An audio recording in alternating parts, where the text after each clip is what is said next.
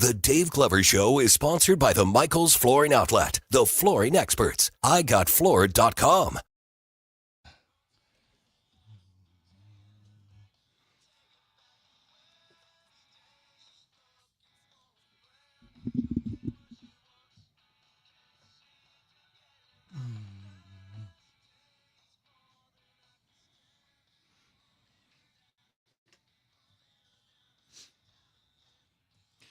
Good afternoon, St. Louis, DGS 104.1 FM KMOX. Happy Tuesday, DGS. Happy Tuesday. Hi. Did I say DGS twice? I don't think so. Remember. Too much happening in that little moment. You know, how do you keep track? I know. Hardest thing I do all day. Yeah. Can't believe I can talk today. I had band practice last night, and after a couple hours of singing, I was like, oh, there's no show tomorrow. It's back. Nice. It's a Christmas miracle like Carol Brady. Is it just starting to get tuned up again? Yeah. Where it can like handle the workload? Yeah. That's good. Yeah, I sing every minute I'm in the car. Okay. So You sing along to Rush Hour, huh? Oh, you're my only exception. That would be actually a pretty good tape if you could record that. That'd be awesome. Yeah. What do you sing? Just whatever songs we're working on. No. So, yeah, I'm not a big singer otherwise. Like, I just don't. Kind of weird. Since I'm a singer. Yeah. Yeah. We just had a story. Dave Murray just said the days are getting shorter, and I'm celebrating. I'm like, yes, days are getting shorter. And Wheels is like, you're the only one. I know one other, Trish Gazelle. Say probably not the only, but probably a small percentage. Yeah, Trish and I could live in a cave and I would live fine. like this all year round. Like I would like it to be lighter when I'm going home in the winter too. Boy, I used to be like that. Yeah. But now not only do I like it 50 degrees, but I like it darker. Mm. Yeah. Because I'm not much of a morning guy, so I'd rather have the, later sun. Vic says, when's the next gig? Next gig is at Frankie Martin's out in Cottleville on Sunday, August 16th, I believe from like 2 p.m. to 6 p.m. You did another one when I'm out of town. I know. You're avoiding me. That's right. You don't want my cheers.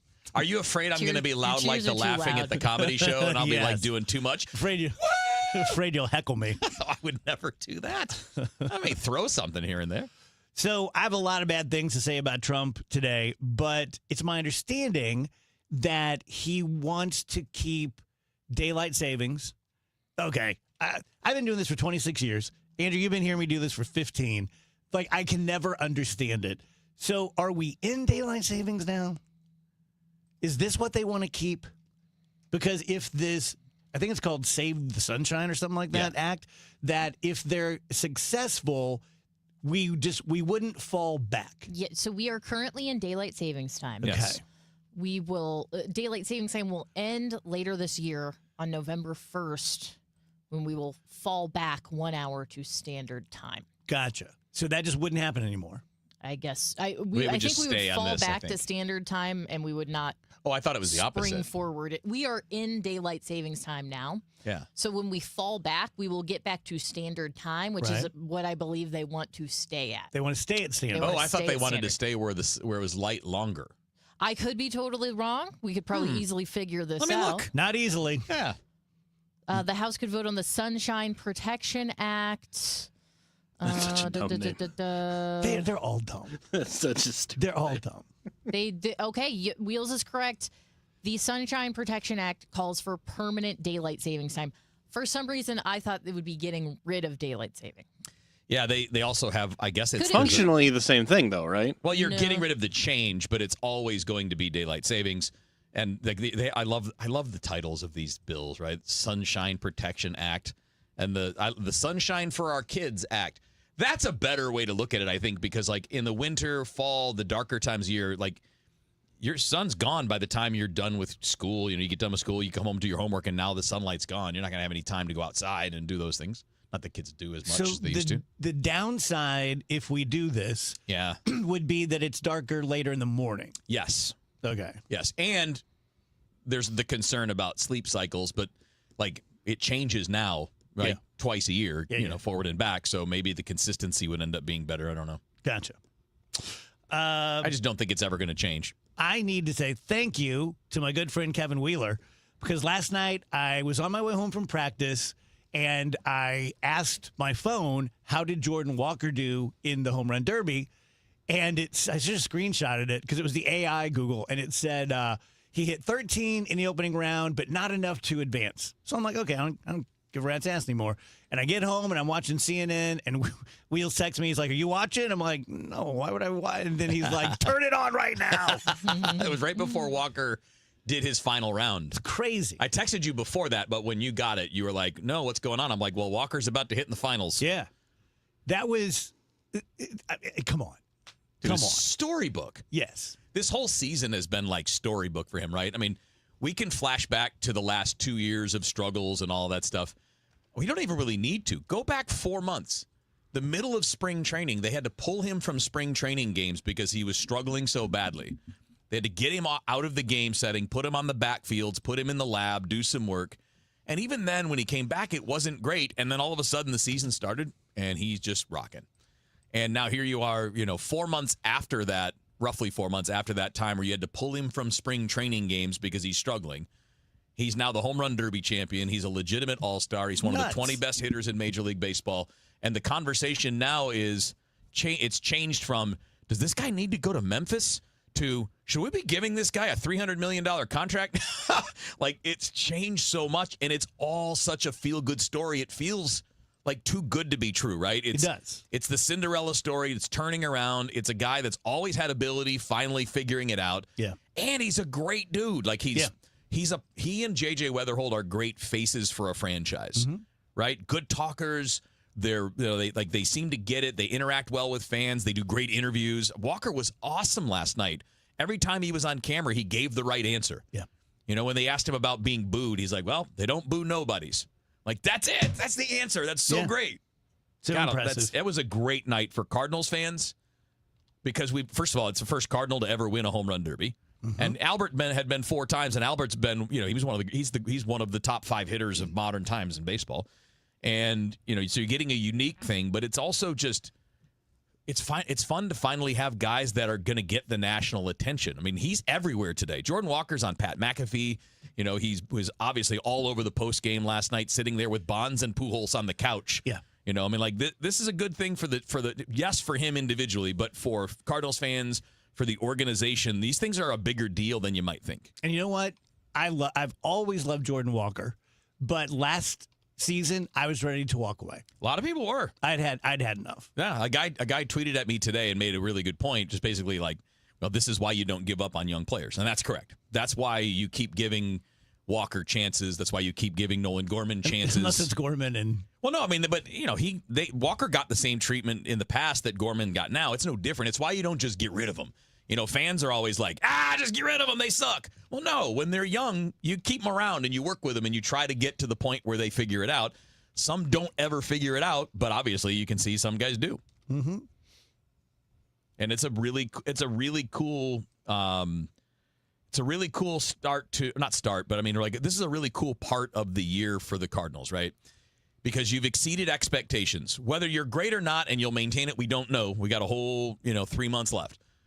But you've exceeded expectations so far. You have now given even more hope to the fan base because not only do you have 2 star players that are 23, 24 years old, and they're going to be around for a while that you can build around, market around, construct your lineup around, but you also have a bunch of the best prospects in baseball that are near the major leagues, double and triple A level. And 2 different independent publications, ESPN and MLB.com, just rated the Cardinals as having the best draft in the whole sport. And you're starting to see where the hope is. That's the key, right? What did the Cardinals need to do this year? I mean, they needed to find out about players, but you also wanted to start rebuilding your fan base and providing that hope, because the past couple of years, it wasn't just the record that was the problem. It was also like, all right, how does this change? Because there wasn't a lot of hope on the horizon. Weatherholt a year ago was just a dream, right? He's a prospect. And prospects are great, but he's now a known commodity and one of the better players in baseball, even as a rookie. So when you can kind of solidify that and then show that your processes work. You did the work with Walker, and he got better. You're doing the work with some of your pitchers, and they're getting better. They're doing good things. That process is a big thing for establishing hope, too, because now you can look at all these prospect lists and go, man, there's a good chance a bunch of those guys are going to be okay because they're doing a better job developing them. And Rach, she won $1 million. Really? Yeah. Good for him. Yeah, his salary this year is $799,000, and he just made $1 million in one evening. Good for him. 24 years old. You love to see it. That's pretty great. No, isn't it? he's a great guy. I love it. And I'm just like over here Googling like his life because his parents are so cute. Yeah. And then I was like, okay, maybe that's his sister, but his girlfriend was there last night. It's just a very nice like human interest story on top of everything else. Yeah. Because his parents are really fun. They're cool interviews. You know, like his When his dad was dad's getting all his excited. dad was going crazy. When his It dad was said so cute. Jordan's swing looked like his, I was like, oh, come on. That's so cute. The picture that's going around, his dad's holding the trophy. Yeah. It's really, really, really sweet. And it was cool. You know, he got his. If you guys see, the Cardinals put out a video this morning of Walker's dad, and he was, him reacting in the crowd, and then they bring him on the field, and after the home run derby, it's like he gets greeted by Barry Bonds, and Barry Bonds says that's the best home run derby performance I've ever seen That to was him something. about his son. That was and something. Afterwards, he was like, "Man, coming from you, wow." Yeah. I mean, that's why Ryan Howard putting the necklace Ryan on Howard him. coming over as a St. Louis guy, but a Philly star, comes over afterwards and he takes the Liberty Bell chain that the Phillies have and he puts it on Jordan Walker. That's cool. Yeah.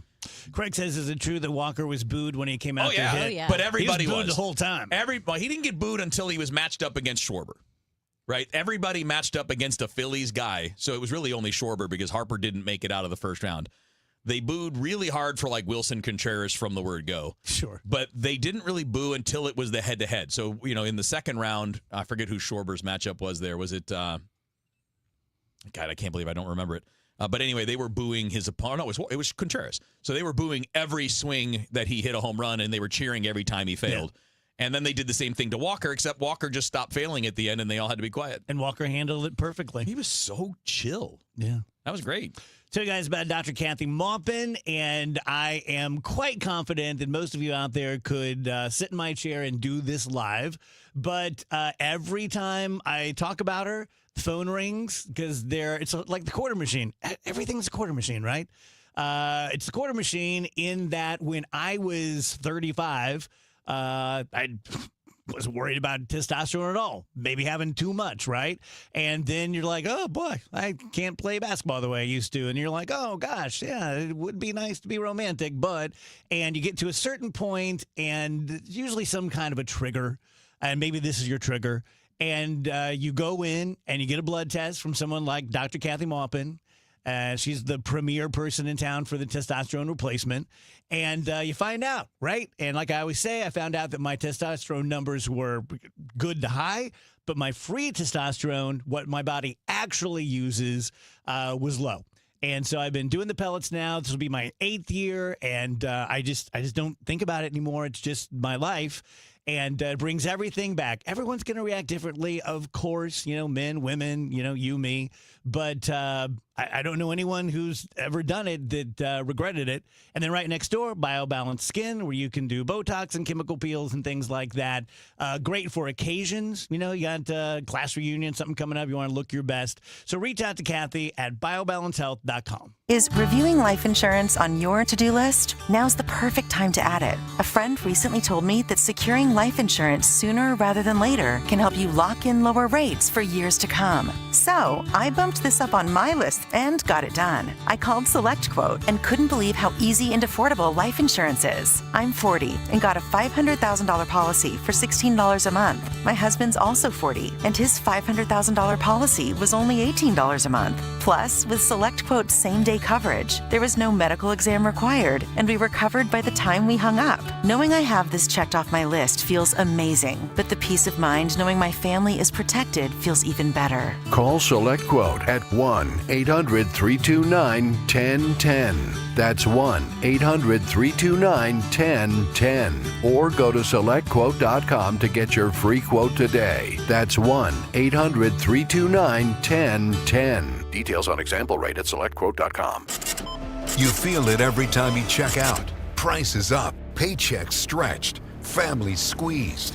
That's why Ann Wagner's fighting to get government off your back and out of your way. Wagner passed the largest tax cut in American history, expanded child tax credits, ended taxes on tips, overtime, and Social Security.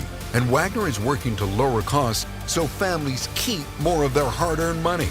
But Ann Wagner knows delivering from Missouri means more than just protecting their wallets. It means protecting our streets as well. That's why Wagner fought to secure our border, deport dangerous illegal aliens, partner with law enforcement, and put predators behind bars and off our streets so our neighborhoods and communities stay safe. Because real effective leadership protects what matters most: your money, your family, your safety. Ann Wagner for Congress. I'm Ann Wagner, and I approve this message. Paid for by Ann Wagner for Congress. Hi, this is Charlie Brennan. You know, when you go to the Audiology Center, you'll see a doctor of audiology. And with us right now, Dr. Colleen Bosler. Dr. Bosler, what are some of the signs of hearing loss? Well, it's a number of things. Sometimes loved ones notice a person asking others to repeat themselves, or the television is too loud. What people tend to notice first with hearing loss is the loss of clarity. They can hear people talking, but they cannot always understand what's being said. That's because the hearing loss can cause you to miss certain consonant sounds, and those consonant sounds give us the detail to the word. A hearing aid can help bring back those details and give you a sense of clarity that you're missing. Dr. Colleen Bosler at the Audiology Center with 3 locations in the greater St. Louis area. Call for an appointment, 636-441-7470. Online, theaudiologycenterstl.com. And Doug. Limu and I created a trick to help you remember that you can customize your car insurance and save with Liberty Mutual. You see, the shirts Limu and I wear are yellow, and yellow is the color of lemons, and lemons grow on trees, and trees provide oxygen, and oxygen helps us breathe, and breathing is how you live, and you can live more life when you save money by customizing your car insurance. I agree, Limu. It's really quite simple. Only pay for what you need at libertymutual.com. Liberty, liberty, liberty, liberty. Yesterday, today, and tomorrow. KMOX, the voice of St. Louis.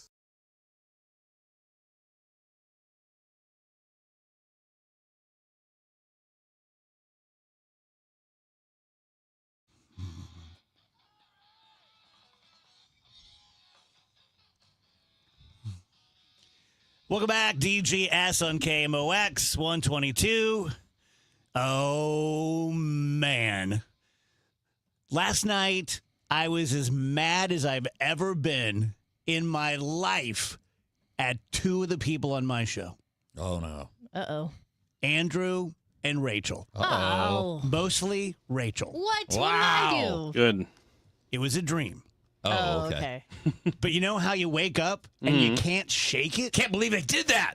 So all of my what was I dreams, doing? I've told you guys, all my dreams are so stupid. They're always like a quest. It's never like a naked guy in a vest rolling a donut with a stick, right? It's always like Lord of the Rings. That would be a nice change of pace. Would be. And so I had a dream that the 3 of us were traveling, and we're at like a college or something. And, you know, I have to be here, then we have to be here, and blah, blah, blah. And we were all looking for something. And I said, okay, let's split up, but let's text each other. Oh, we're trying to find a car. We were in a white car, which I have a white car, and we were trying to find the car at a big, giant parking space lot. And I said, let's all go separate ways. Let's text each other when we find it. And then I lived a lifetime going into different places and all that stuff. And I finally, and I'm getting so frustrated and kind of scared. And so I called Rach, and she was like, yeah, we're home. We found the car. We're home. And I was like, and I was so mad in the dream, I didn't even have a retort. I just woke up out of rage. Like, why wouldn't you tell me you found the car? Okay, so 2 things. First of all, we know that we couldn't do it without you because one time Rachel and I tried to take your car somewhere and it had the dial gear shift and we could not figure out how it worked. And we had to come back in and ask you, how do you make the car go? Yeah. How do you make the car go in different directions? We can't figure it out. Secondly, I'm not even upset that you were mad. I love it. I'm finally in someone's dream. Oh, that's true. Andrew's never in our dreams. It has been years and years of everybody going, I had a dream about the show last night. You weren't in it. But everybody else was in it, and they were so important. And then I had a dream one time where it was the three of you excluding me from your dream adventures. Like, I was trying to be a part of the dream adventures, and you guys were the three of you who were like, well, you're not really a part of this quest. You're not in this episode. You can go. You just have to be an NPC in this one. Yeah, I rarely dream about people I know anymore. I'm not sure why that is. I wonder why. It's just NPCs. It's just a bunch of like randos that my brain created. Mm-hmm. Do you take meds for sleep? That could be part of it. Yeah, I take trazodone. Yeah, that could be. So, but I dream every night, and I remember it every night, and yeah. Jeez. I hate dreaming. If I think too much about it, it stops me from sleeping. Like I get into my own head. I mean, sometimes there are bad dreams, but most of them aren't. It's just like I don't know. It freaks me out to like think too much about it. I get that. Because it's like I'm about to, like you said, I'm about to go on some kind of quest or something that I have no say over, and it's like non-consensual. Exactly. I don't want to go on a quest. I want to close my eyes and wake up, and it's the morning, and I get up and go about my day. Is that what you do, Wheels? What? Just you fall asleep and then you wake up? I mean, I have dreams and I remember them, but it's rare. It's not all the time. Yeah. Once every week or two, maybe I'll remember a little bit of something. But I can remember that I did dream something. Like I'll wake up and I'll vaguely like, man, I can't remember exactly what that was, but something. Boy, I remembered that one. But most of the time, I don't remember very many details. But when I do, they're spectacular. Like they're awesome. Well, they're always something stupid. Like it's always a chase. It's always gorilla running in the hallway. I took the ring to Mount Doom. Yes, it's such a funny way to describe it. I don't always get to like. You mostly don't get to finish the quest. That but two of my best friends in the world abandoned me, and his are spectacular. Well, I mean, they're like action movies. They may not always go my way. I looked in the mirror and I was Han Solo. Like sometimes I've got the bad guys after me. Sometimes I'm just trying to find something, but it's always a chase, and you're jumping fences, and you're like trying to get down stairwells faster than somebody, so you start taking you're leaping over. Like it's just bizarre. You're jumping over the side. You gorilla run down a hallway. Like it's just stuff like that. I don't think that's part of the action movie strategy. No, it's just in mine. When we come back, I have what I think is a fascinating story about psychopathy, being a psychopath.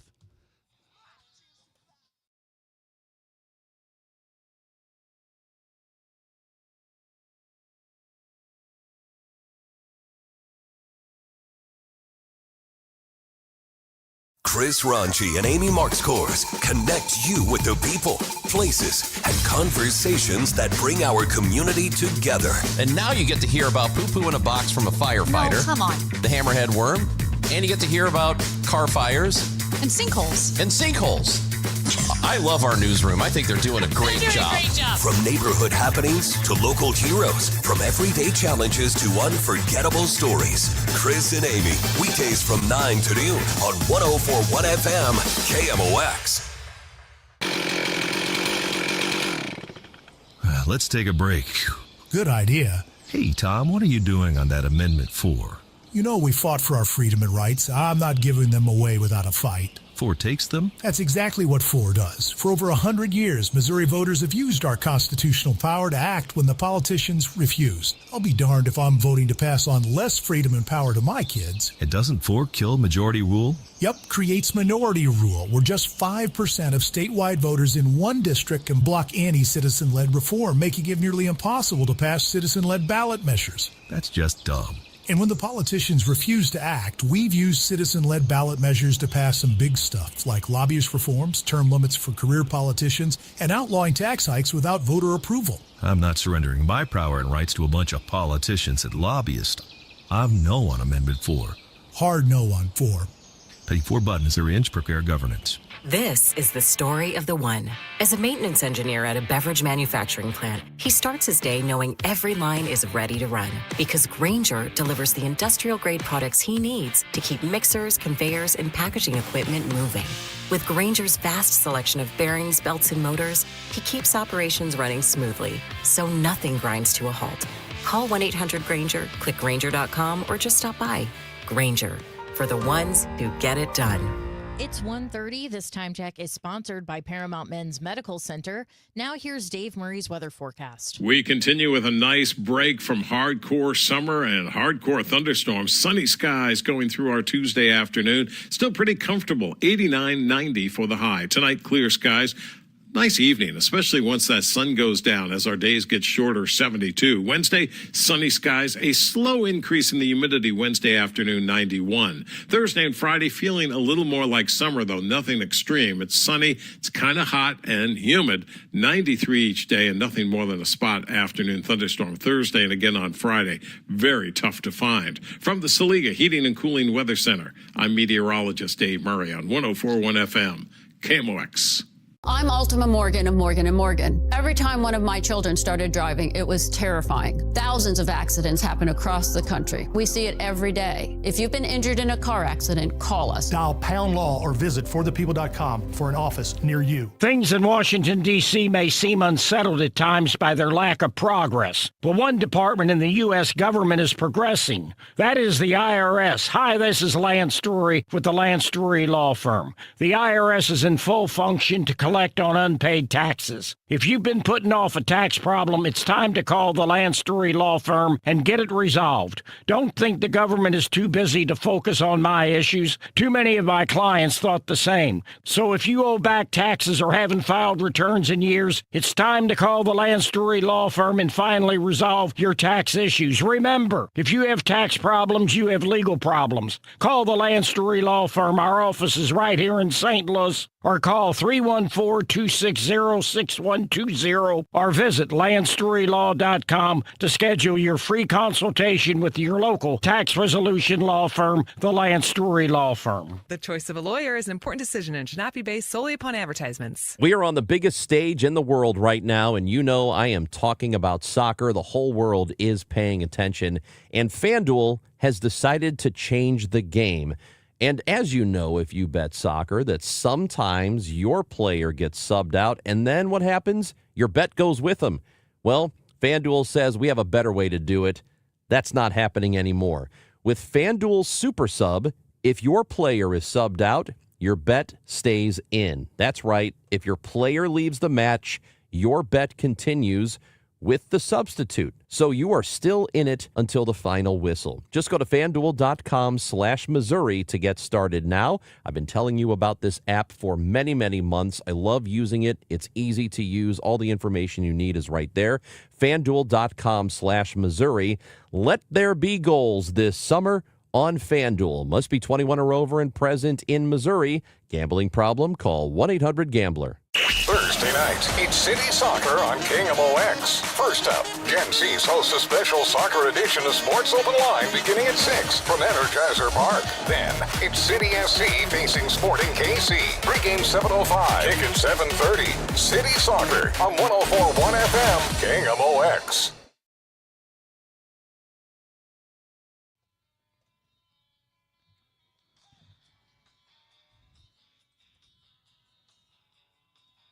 Oh, that's the wrong one. Wait. Oh, sorry. That's okay. It's the wrong one. Yeah. You didn't want the 8675309? I did, but it's Tommy Two-Tone with a metal band redoing. Oh. Yeah. I bet that's good. The band's called No Resolve, so All right. we'll play it for you now. I bet that was a hell of a mashup. It's pretty cool. Yeah. Yeah, I played it for the guys in the band last night because we're doing Jenny in the band. Okay. And you're like, that's really cool. Are they going to do it that way? You guys are going to give it a little no, I don't metal think crunch? so. I don't think people would get the joke. Yeah. So everything's better with a little more metal. So I saw everyone I know is interested in psychopathy. You know, it's like, oh, you're a psycho, he's a psycho, she's a psycho. and I'm really interested in the actual people who are diagnosed with it. And last night I was watching a special on a guy. He's 25 years old. He was diagnosed officially at 23. And he's doing this long-form interview, and he's incredibly smart. And his whole purpose is to say, hey, being diagnosed with psychopathy does not equal you're a serial killer. Right. But the interviewer was saying, well, you know, not being a psychopath, I can't imagine what it's like in your brain. Can you give us some examples? And he told this story. And he said, I can tell you the first time my parents knew. So he was raised in a great family, no complaints, pretty affluent. And he said when he was 8 years old, he was in the yard playing with his 4-year-old sister. They had an in-ground pool. And his sister fell in the pool. And he said, I watched her for about 30 seconds. And he said, I had no emotion. If I could have chosen for her to not drown, I would have, because I liked her. We played. But I also thought it would be interesting to see a person drown. And so I just watched her. And after about 30 seconds, my mom heard her screaming, came running out, jumped in the pool, pulled her out, and then started screaming at me, why didn't you yell for me? Why didn't you jump in and try to get her out of the pool? And he said, I said to her, Mom, because my clothes are clean and dry. And that was his priority. He had so little empathy or emotion for his own little sister that what was right in front of him was, it'd be kind of interesting to see her glug glug all the way down, and I'm not going to get my clothes wet. I thought that was just so haunting and so telling that, but he said that he's like, look, I've had a million MRIs, and the part of my brain that has to do with empathy, it just doesn't light up. So he's like, I don't really feel guilty for it because you're not choosing it. Yeah, my brain is just my brain. Right. It's like there are people who are asexual. They just don't have any sort of sexual drive towards anyone. And he just doesn't have any sort of real emotion or connection to anyone or anything. And he said that I don't have emotion, so much like Dexter, I just model them. You know, I'm a smart guy. Right. You can see how people act. Yeah, I know what horror looks like. I know what, devastation looks like. And if I need to get through a situation, I'll just fake it. Yeah. Man. I mean, and just on the opposite end of the spectrum, there are also people that are extremely emotional and like more than the norm and the average. So there's obviously going to be that 0 to 100 scale. Yeah. Where he's a 0. Most people are probably between the 40s, right? You know? Isn't that crazy, Rach? Yeah, it is. It makes me think. So last spring, there was this influencer who there was a lot of online chatter about this person because her toddler son drowned in their pool in the backyard, and it was like, oh, she didn't put a fence up around her pool and she was supposed to, and blah blah blah. They didn't want the pool to look bad, so they didn't put up a fence. And then the little boy is in the backyard without any supervision, and he ended up drowning. But a big thing that was like uncovered and just talked about to death was the fact that when the boy's father discovered him in the pool, he stopped to take his shirt off before jumping in the pool. Oh. But everyone was like, oh, this is proof that he just doesn't even care about his kid. But I don't know. I always looked at it and thought, who knows how anyone would react in that situation? Haven't you ever been like under pressure and you're like, oh, I got to do this weird thing before I act? Yeah. So I didn't necessarily think that was, like proof that this guy's a sociopath. But anyway, that's just where my brain went when you were telling this story. Yeah. Wasn't there a movie where Macaulay Culkin was a little psycho kid? The Good Son. The Good Son, yes. That's a great movie. With Elijah Wood. Yes. Was Elijah Wood the good son? Well, that's the Good Son is you might say it's kind of an ironic name of sorts. No, Macaulay Culkin plays like this. It's like his cousin, right? And he's supposed to be like a model child, but then it turns out he's like a little like, not like demon, like supernatural, but he's just like he's like a evil little murder kid. It's fun. Love the way you Macaulay put that. Culkin is like 9 in that. Yeah. Yeah. And he's great. Chilling, terrifying, horrifying. Yeah. I had another thought. What's that? It's Deep Thoughts with Dave Bauer. All right. Right? Mm-hmm. So I'm an agnostic. And I was just thinking about, well, what if I'm wrong? And I'm thinking about a creator of the universe. Maybe I'm the only one who thinks like this.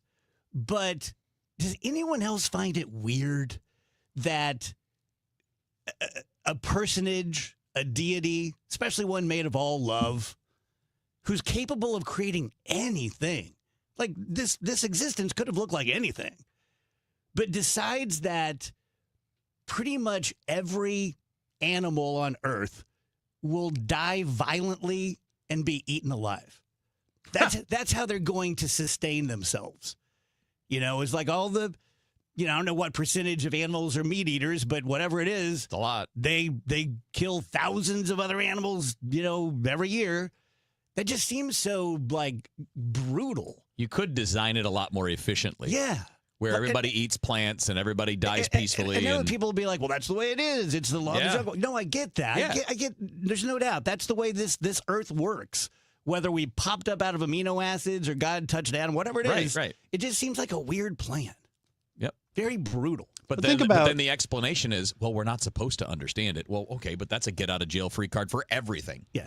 But think about if every single deer and rabbit and mouse and whatever all lived out their entire term and died of old age. That'd be bedlam. Surrounded by their little mouse family. Surrounded by their little mousy families. If you were designing it all, you could design it so that they didn't overproduce. Right? You could design it so that they wouldn't do anything you want. overpopulate, that they wouldn't starve, that they would just live happy, peaceful, and then die happy, peaceful. You could, if you're that powerful, you could do it that way. Yeah. It just strange choices were made. Or not. Or not. Which is where the agnosticism comes in, because I don't know. Mm-hmm.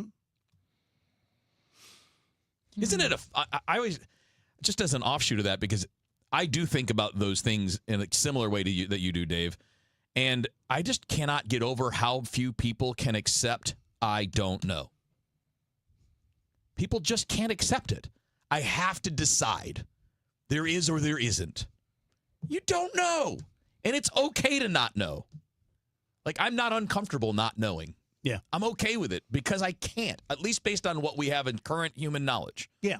I always say, I couldn't tell you how a toaster works, and I can't do basic long division. Who's going to listen to me about who God is? Right? Yeah. Especially if I'm making the claim. It's one thing if I say, I don't know. Okay, you don't know how to do long division. I can believe you don't know who God is. But if I tell you who he is or she is or it is.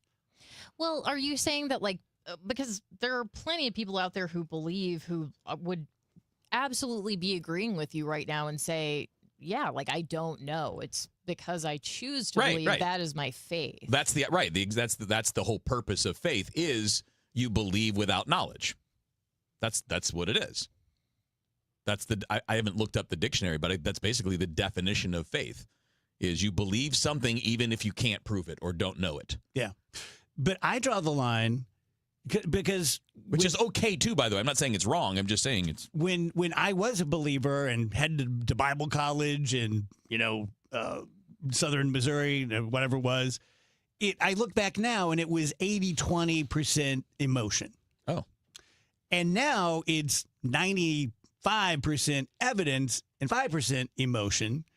And when people, I run into people all the time, Christians, and they're like, hey, Dave, I love you. I love the show. Let me tell you why I believe. Great. Let's have a conversation. But to me, it's just everyone has a different level of necessary evidence. Right. To believe in God, to support Trump, to believe your spouse is being good to you. We all have that. And I think mine's just a little higher. Yeah. And it's just, I think it goes back, ties into the original topic in the segment about the psychopathy. Your brain is your brain. Well, you didn't make it that way. I didn't decide for my brain to work the way that it does. It's just what it is. And we have brains that range the scale from, completely never going to believe anything to believe anything. And then there's that range in between.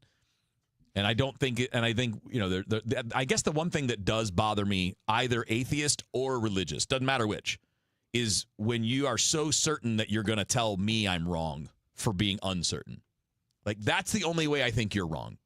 If you don't understand why a person is uncertain, you're gone too far, either direction. Well, Dave, you said your standard is higher when it comes to these certain things. When it comes to Bigfoot, though, your standard is lower than a lot of people. Yeah. You want to believe in Bigfoot. See, I disagree. I think that I know a lot more about the Bigfoot topic. Therefore, I have taken in what I would call evidence sufficient for me to say, I think this is true. But not to make the case that it is. Don't plenty of like people who believe in God could say the same thing. Like, I study the Bible all the time. I go to church all the time. Yeah, sure. Definitely. Although I would say the difference, practically speaking, is one thing you're studying from 2,000 years ago that you can't have any practical new information on versus anything else that's happening now. And also, if I were to find out, just proof positive, there's never been any such thing as Bigfoot. It wouldn't even change my day, much less my life. You might go, and I wouldn't ever like get mad at Andrew because he hasn't listened to 3,000 podcasts about Bigfoot. Right. It's also way less consequential. You know, like those things that we are interested in. Bigfoot. Like if you like, you know, when you're interested in ghost stories or Bigfoot or whatever, but like they're not typically like the core of what and who you are. Where religion is. Yeah. And there are a lot of people. So it's less consequential to be wrong about it. A lot of people, and I'm not saying this to be self-deprecating, it's true. A lot of people who are just measurably way smarter than me, like the guy who decoded the genome, who believes in the Bible. Right. Well, I'm also smart enough to not set myself against that guy and go, what an idiot. Right. No. That's why that I don't know is it's an okay thing, because you're just acknowledging that there are facts that you can't have access to. Yeah. And there are smart people that believe. There are smart people that don't believe. Trying to weigh their credentials against one another is pointless. Yeah. Because they all have a lot of the same types of backgrounds. Yeah. So what I don't like, though, and what I like less and less, is when our government uses a belief system to try to tell the rest of us how we're going to live. Oh, and how to divide people for political purposes. You know, intelligent minds can argue this as well. Yeah. But I think that it's pretty plain to me from studying the Constitution, at least in law school, that the founding fathers felt the same way. Even if they were deists or Christians, they would have said, yeah, no, you don't. Well, I mean, think about why did a lot of people leave where they left? Yeah. Because they were being persecuted for their beliefs. So when you come here, you don't want that to happen again. And they were smart enough to say, you can't tell me that I can't worship God. Right. Or what God I should worship. But it only makes logical, legal sense if I extend to you that same courtesy. Right. Or the same right. Yeah. The courthy is not the right term there. Yeah, it works. The same right. Remind you guys about Mike at Michael's Baths. He is a good dude, much like Mike at Michael's Flooring, much like Ben Barnett at Timberline Tree Service. He's just one of those guys that I was, destined to be. Growing up where I did, I didn't know a single white-collar person. Everyone made their living with their back or their skills or with a union trade, and that's how Mike is. He's been doing construction for 30 years. About 10 years ago, he decided he wanted to focus exclusively on bathrooms. And I always give credit to Bath Fitter and 3-Day Kitchen and Bath. They've spent millions and millions of dollars nationally to plow that ground and let us, the consumers, know that, hey, you can hire a company that just does bathrooms. And that's what, Mike has ridden their coattails. But now he has surpassed them, at least locally, in that he's much better at it. He, recruits and hires and trains his own people, teaches them the right way to do it. He has all made in the USA products, and he still is able to do all of this and still give you a 30 to 50% lower price than the aforementioned national companies. Right now, he will give you a free rain shower head, or you can upgrade with safety features like grab bars or a built-in seat. 636-775-0800, michaelsbaths.com. Liberty Mutual customizes your car and home insurance. And now we're customizing this ad for your morning commute to wake you up, which could help your driving. Science says that stimulating the brain increases alertness. So here's a pop quiz. How many months have 28 days? What gets wetter as it dries? What has keys but can't open locks? If you don't want to hear the answers, turn off this Liberty Mutual ad now. 12 months, a towel, piano. Enjoy being fully alert.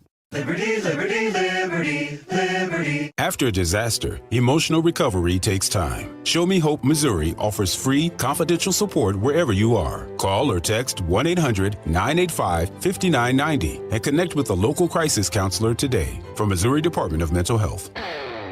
This is the story of the one who keeps multiple buildings running smoothly day after day. plumbing that flows, HVAC that hums, cleaning supplies that keep surfaces sparkling. That's why she counts on Grainger. With easy reordering online and 24/7 support, Grainger helps her keep the products she needs on hand. So shelves stay stocked and buildings stay ready. Call 1-800-GRAINGER, click Grainger.com, or just stop by. Grainger, for the ones who get it done. There's an old joke about Uncle Sam's new tax short form. The first line says, "How much did you make?" The next line says, "Send it in." Really? Not that funny, but that's what a lot of people do in retirement. They take money out of their 401k or IRA and end up sending it in when they pay taxes. Steve All of the All Financial Group invites you to take their tax challenge. What if your current plan included thousands of dollars in unnecessary taxes and fees? Or maybe higher Medicare premiums or a lower Social Security check? What if the savings you realized could allow you to retire early? Wouldn't you want to know about that right now? Take the All Financial Group Tax Challenge and find out. There's no charge. Call Steve today at 636-230-8824. That's 636-230-8824. Or online at yourmoneymattersstl.com. Investment advisory products and services made available through Impact Partnership Wealth, LLC, IBW, a registered investment advisor. Insurance and annuities offered through Steve All, NPN number 153-07419.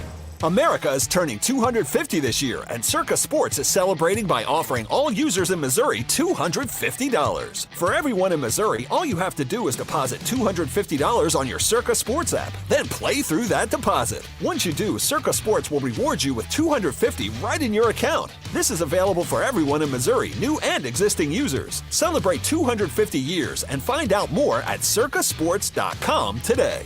Must be 21 or older and in Missouri. Gambling problem? Call 1-800-GAMBLER. Broadcasting from the Scott Credit Union Studio, 104.1 FM, KMOX.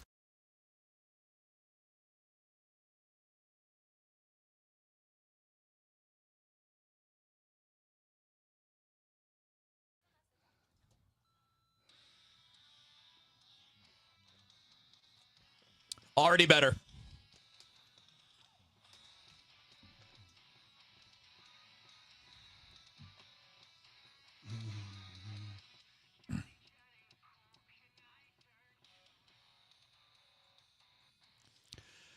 Welcome back, DGS. Playing the Tommy Two-Tone and No Resolve mashup. Pretty good. Yeah, I'd give it. I need another percussionist somewhere, and I need another guitar, and I need a growl or two, and we're good. Huh. That's better though. There's no pleasing him. No, that's good. Never happy. I need 2 drum sets. If that pops up, I'm listening to iTunes or whatever, and that pops up, I'm not turning that off. You should listen to the whole thing. Yeah. It gets a little more. Yeah, I bet they have a breakdown. Metally. Yeah. Cheryl Ginta online, Cheryl, I apologize if that's Ginta, has a thought I've frankly never heard. Apropos of our discussion about the creation and animals and how brutal it is. She says, I don't think animals started eating each other until man sinned. Animals eating other animals as well as humans eating animals was not part of the original plan. I have heard this Have just ya? growing up, like in Christian school and stuff. Yeah, like Adam and Eve were not eating steak in the Garden of Eden. They were vegan, essentially. And then those floodgates kind of opened whenever the sinning started happening. And I guess snakes were like up on they had legs and stuff. They were up on their legs. And then when Satan took the form of a snake and tempted Eve, then they were smote down to crawl on their belly for the rest of time. So you have to believe in New Earth to believe this, though. I would think so. Because we had millions and millions and millions of years of predatory animals eating other animals. I mean, we had dinosaurs and we have great evidence of it, too. And great evidence for it. And not to mention the fact that if you want to go back to the existential questions and topics we were talking about the last segment, well, then that means the plan wasn't perfect. If a human, Adam or Eve, can change the plan, well, then it wasn't perfect. Right? I mean, because that tells you an all-knowing, all-powerful being knew that they would make that decision. Because if you know everything, you know what they're going to do. Am I wrong? Right. Yeah, I mean, I get what you were saying. I absolutely do, but that's... I would think there's probably a minister or someone out there listening going like, you don't know what you're talking about. Well, there's an argument that I don't know that, would address that. But, I mean, where's the basis for the claim? I think Cheryl, is it Cheryl? Yeah, I think that's just what she believes. No, I get it. I'm talking about the people that originally said this is what's happening and then passed that message along. What's the basis for the claim? Because the basis for the claim that predators have always existed is there in millions and millions of years of scientific evidence that we have studied, broken down. So I guess it was whoever wrote, I mean, I think it was Moses that wrote Genesis. Maybe I'm wrong. I'm probably wrong. But, it's whoever wrote Genesis. Cheryl says, God gave man free will, though. I get it. And Cheryl, I'm not saying I understand more than you do. I understand the basic tenets. I just can't get past the voluminous evidence. And yes, Well, God gave us other gifts too, right? I've listened to Ken Ham, and I've read books about why the Earth's only 6,000 years old. But the evidence that it's not 6,000 years old, right? And Neanderthals and Denisovans and all these other, I just can't get past that. Well, and here's the thing that yes, we were given free will. We were also given the ability to apply critical thinking. We were also given the ability to process information. And we've learned science over time. And you can say all of those are God-given gifts, and there's no I won't make an argument because I don't know. But the point is, why do we focus only on the one gift and not the others? Why is it only the free will that we focus on and not on critical thought, the ability to study things and learn from the planet that we were given to live on? Like, there's so much more than just one gift that was given if you're looking at the world from that view. Why does that one then, quote, change the plan? Because if the plan was to have free will, well, then the plan was never for the original thing to last. Right? I got to do it live. I got to tell these people about Mosby. Through July 31st, Mosby is having a sale on basements and decks. They remodel every room in the house. And in August, they'll have two other ones. And I don't know what those are going to be, but they'll be something different. But this month, if you're interested in doing your basement, and by the way, of course, we're halfway through the month. You don't have to get it done this month. Just have to come in and see us and, get on the record. If you finish your basement, we're going to give you all the flooring for free, or you can take 5% off the project. Same thing, the deck, we're going to give you all of the deck lighting for free. If you don't like your deck lit up or you're a lighting guy yourself, then you can take 5% off of that. I believe that they are the gold standard for St. Louis remodelers. They have perfect ratings everywhere. In a business where people don't usually have perfect ratings because sort of the way the whole system is set up is to disappoint people. Never going to happen with Mosby. Give them a call, 314-909-1800, or visit the website, call Mosby.com. And Doug. Hot dog, get your hot dog. Customize and save with Liberty Mutual. Hey, what are you doing? I like your method. Direct, to the point. A little loud, but... Listen, people don't buy car insurance the same way they do hot dogs. Not yet, but both are customizable. Popcorn, get your popcorn. Hey, this is a hot dog area. And customize and save area. Get a quote at libertymutual.com or with your local agent. Liberty, liberty, liberty, liberty. In the Palm Beaches, we are truly in a league of our own, with an unbeatable collection of year-round sports on display. Take a swing at tennis or pickleball, or get a front row seat to polo, baseball, and everything in between. Then, find out why we're called Florida's golf capital, with more than 145 beautifully manicured sun-soaked courses perfect for pros and beginners. When it comes to sports destinations, there's no competition. Curate your vacation at thepalmbeaches.com. I love days like these at the pool, but my moderate to severe plaque psoriasis can sometimes take me out of the moment. I'm ready to make a splash with clearer skin thanks to Skyrizi, risankizumab Riza. Skyrizi is a prescription-only injection for adults who are candidates for systemic or phototherapy. At 4 months, most people saw 90% clearer skin when measured from head to toe, and many were even 100% plaque-free. People also saw significant improvement in psoriasis symptoms of pain, redness, itching, and burning. Don't use if allergic to Skyrizi. Serious allergic reactions, increased infections, or lower ability to fight them may occur. Before treatment, get checked for infections and tuberculosis. Tell your doctor about any flu-like symptoms or vaccines. Now there's nothing on my skin thanks to Skyrizi, and that means everything. Ask your doctor about Skyrizi, the #1 dermatologist-prescribed biologic in psoriasis. Visit skyrizi.com or call 1-866-SKYRIZI to learn more.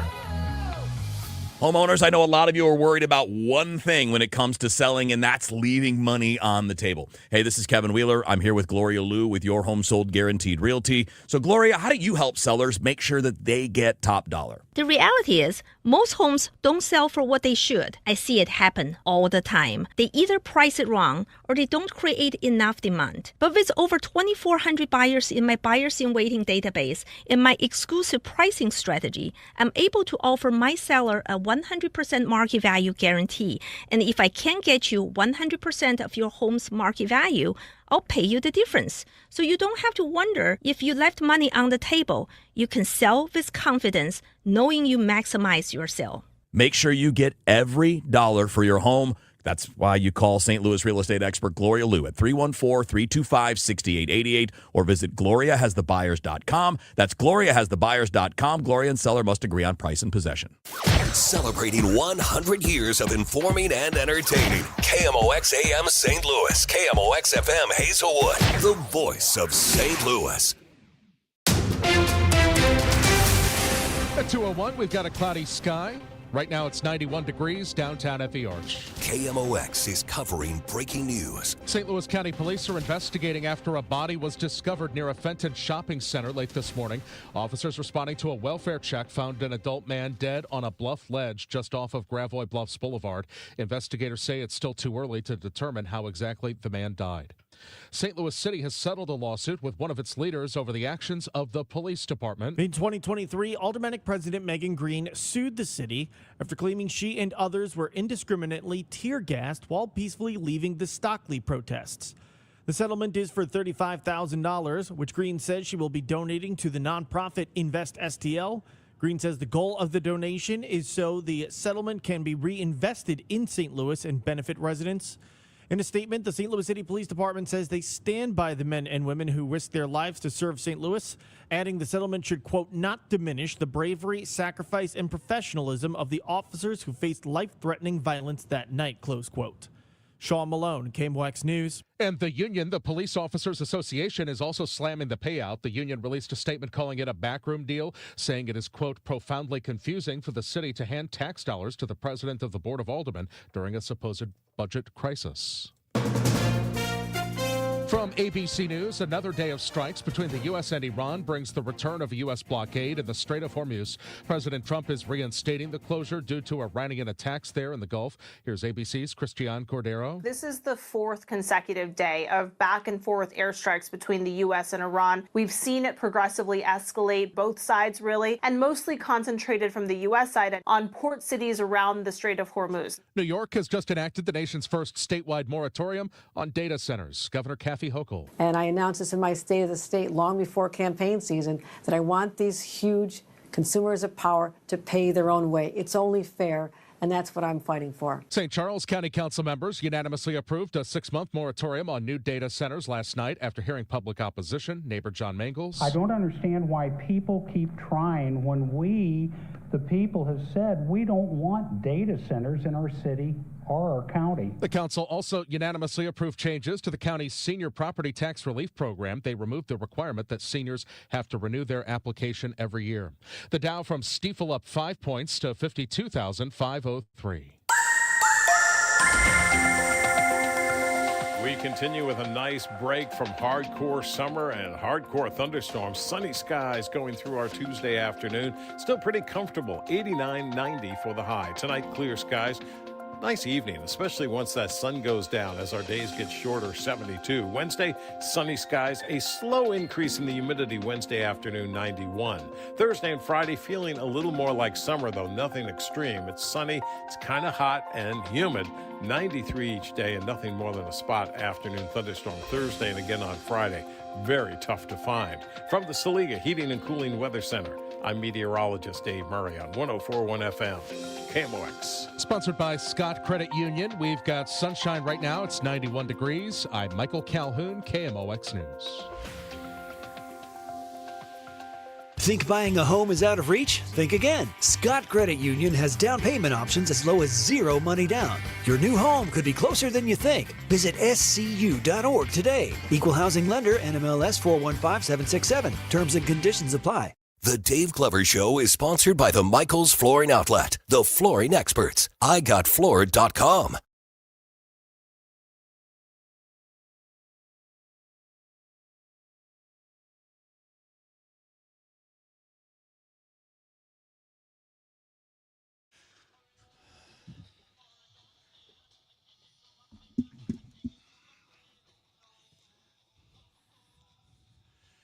Welcome back, guys. DGS on KMOX. We have Jason Law, who is in studio. Jason is running for St. Charles County Executive. Great to see you. Thanks for having me. How are you, man? I'm doing fantastic. Yeah. So 3 more weeks. 3 weeks, right? 3 weeks from today. Yeah. So let's go all the way back. Let's assume that no one knows who you are, and just introduce yourself to the KMOX audience, and just kind of give us your background. You know, my name's Jason Law. I'm a lieutenant colonel with one of the largest police departments in our region. But I grew up in North St. Louis County. Where'd you grow up? Florissant. Yeah. So St. Sabina area? Oh, I was Sacred Heart. Okay. But I wasn't far from Sabina area. Yeah. Down there, was it Shackleford? That's where all the good people are from. Yes, it is. Yes, we got a lot of them in St. Charles You County. sure do, yeah. So it's kind of exciting, and that's kind of one of the reasons I'm running. And you'll see that, you know, I'm pretty fair guy. I try to be honest. I'm not a career politician. Mm-hmm. You know, I've worked 28 years in the police department, and wasn't that enough abuse for you? I'm still there. I'm on a vacation day today to be with you. You've had a hard life, man. You've had a hard career already. But it's, you know, my family's all about serving. My dad's a retired policeman. My brother's a retired policeman. My little sister worked in the police department. Yeah. You know, so it's in our blood to serve. Yeah. Thank you for that. Thank you. And I wanted to serve in a different way, so I ran for mayor in the city of Lake St. Louis. Won, and over that 4 years, we cut property taxes by 46% by paying debt off early, becoming a debt-free city. Yeah. And then we cut crime by 45% over 4 years, becoming the top 10 safest city in the state of Missouri. And, you know, I saw that we could do that for all of St. Charles County. Try to, you know, cut the tax burden, try to cut crime, and, you know, keep St. Charles County moving in a great way. Mm-hmm. I'm always intrigued by all the different things I've done in my life and all the different phases I've had, law school and this and that, how when you get somewhere and you thought it was going to be like this, but it's actually like that. When you were elected mayor and you got into politics, how was the whole machine different than you thought it would be? Well, I thought as a councilman in the city of Lake St. Louis first that, you know, I could automatically change things. Yeah. And you learn pretty quick if you don't work with the people that you're with. Yeah. You don't get a lot done, and that's what makes me different. I work well with everybody in the entire region and everybody in St. Charles County, and I think we can get a lot done. Yeah. So Steve Elman, who's a friend of the show, he's on all the time. Bill Eigel, who I know, he's been on the show a few times, and they're very different, as you know, right? Yeah. Where, if you know, one's a 1 and one's a 10, like where are you on the scale between those guys, or are you in between those guys? I'm definitely more conservative than Steve. Mm-hmm. I respect Steve, but you know, if you look at the municipal election, 82% of incumbents got beat in St. Charles County, and we've knocked on over 7,000 doors up to this point. We're going to hit 20,000 by the time it's go time. But it's people want change. And when we go to the doors, people want change. They don't want a career politician anymore. Not that Steve's done a bad job, but he's unretired twice, you know, and it's just time for change. Yeah. When you say you're more conservative than Steve on a policy level, what does that mean? And in terms of taxes, police, you know, I belong to ICD Catholic Church. I'm a conservative Catholic, that type. What am I trying to get at? So the city has always been the problem, city of St. Louis, and then the St. Louis County got wiggy, right? And now it's all this, you know, infighting and stuff. And from having Elman and guys like that on the show, I know that it's now kind of infiltrated St. Charles, where I've always thought of St. Charles as being pretty idyllic. And, you know, doing the right thing, doing well, and fastest growing in Missouri and all that kind of stuff. Where are the quote-unquote problems coming from? How did they arise? And what are they? Well, you know, St. Charles County is a lot different than St. Louis City. You know, in my experience, I've worked with all of the leaders in this entire region. St. Charles County overall is in a good place. Taxes are way too high. You know, we need to work on some crime things so that doesn't, you know, go away, you know, in terms of we can't be stagnant with policing. You always have to be on top of it. Mm-hmm. And if you don't, it doesn't take long for it to get out of control. Yeah. It can happen really quick, and we saw that during COVID in St. Charles City where crime spiked. Yeah. Right? And so some of the police chiefs got together and made a task force, and it helped to drive that down. But we need to make something more regular in St. Charles County, a more robust response to crime coming into St. Charles County. Yeah, I was going to ask, and I promise this is not a setup question, but being in law enforcement, as long as you have been in St. Charles County, are most of the criminals St. Charlesians, or most of them coming in from other places? I think a majority of them come in. If you look at the jail population, I think it's around 70% that are outside St. Charles County, and another 30%. You're never going to be able to eliminate crime. I pretty well know that. Yeah. But you can do things to prevent some crime, and we just need to, you know, do that in those certain ways. Yeah.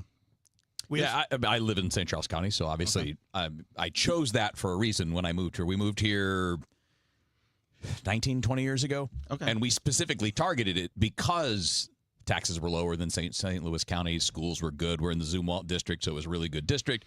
So in that scale of, and not just taxes, but in that scale of things that could change, where is the room to maintain or improve services while also dropping those things? So like in the city of Lake St. Louis, I cut taxes by paying off debt. We need to eliminate as much debt as you can.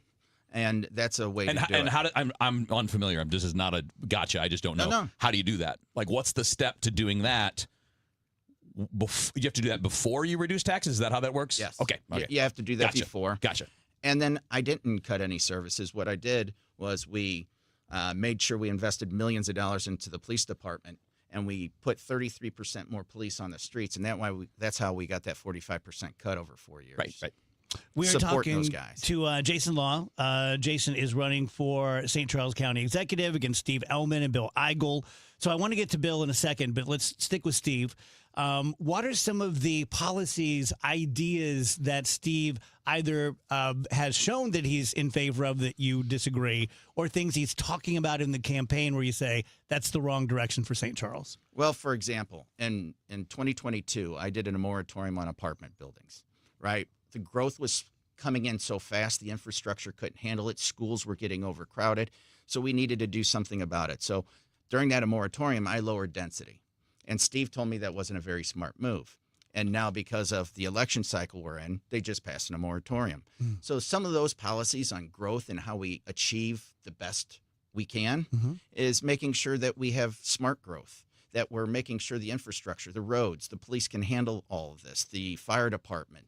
The schools would come to us. They would build, 500-unit apartment complex next to the school in Lake St. Louis and extend it. Well, now the kids are overcrowded in the school. What do? You got to go out for bonds.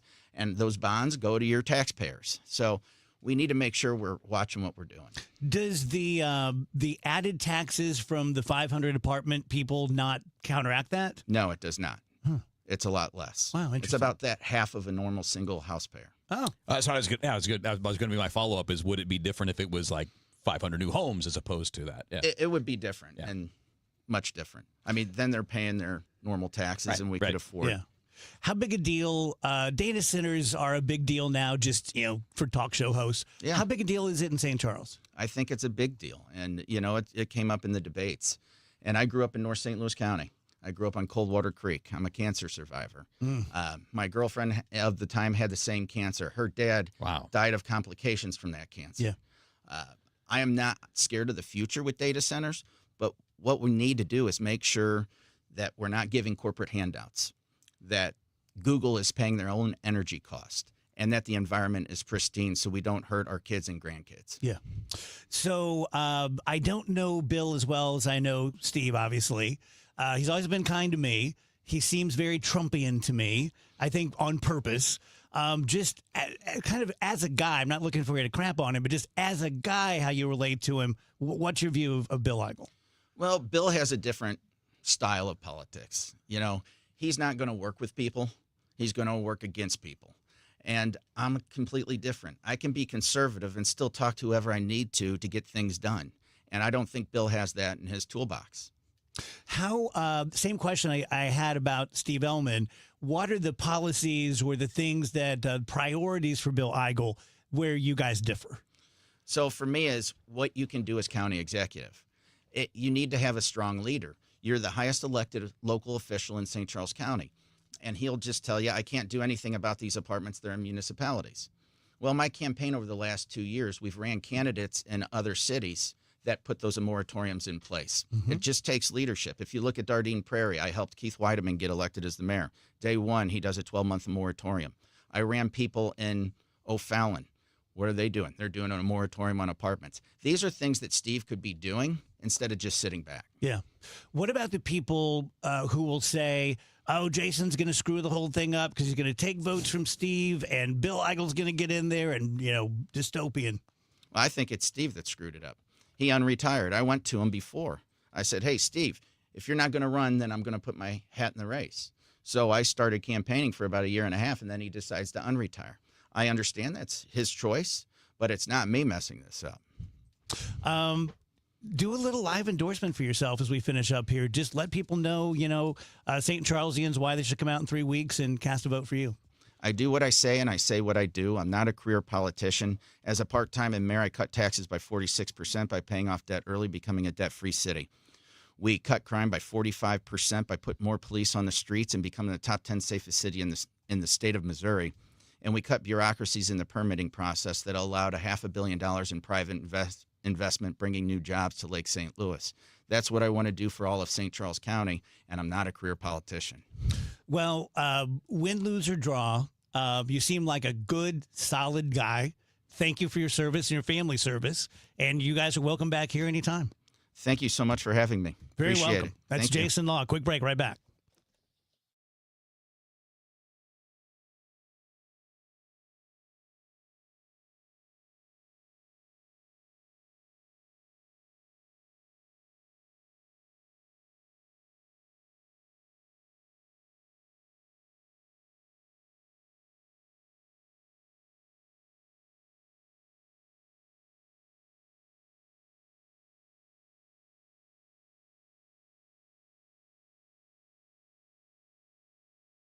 The Second World War is the largest event in human history. A 20-part series with Tom Hanks. No part of the globe was untouched. No life unchanged. Experience the ultimate account of World War II. Every single person had a story. These are the stories that make us who we are. Listen to World War II with Tom Hanks on Apple, Spotify, or wherever you get your podcasts. This is the story of the one. As a maintenance engineer at a beverage manufacturing plant, he starts his day knowing every line is ready to run because Grainger delivers the industrial-grade products he needs to keep mixers, conveyors, and packaging equipment moving.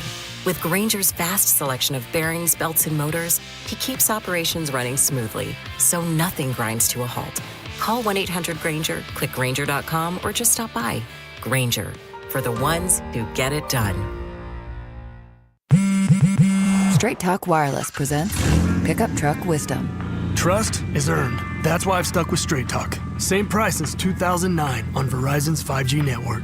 Cause shoot, anyone can make a promise. Keeping it for years, that means something. Now plans starting at $25 a month with 4 lines. Find us at straighttalk.com and Walmart. Straight Talk Wireless. Straightforward. Always. Same price claim applies only to the base monthly price of our $45 plan from October 2009 to present. Last year, I had back pain radiating down my right leg. The pain was so bad I was willing to cut my leg off to stop the pain. I could barely walk and had to stoop over when I did just to take pressure off the spine. I'm John Morgan of Morgan & Morgan. In my professional career, I've represented thousands of people who've had herniated discs and issues with their neck and back, but never fully appreciated what they were going through until it was my turn. It's like trying to describe colors to a blind person who's never had sight.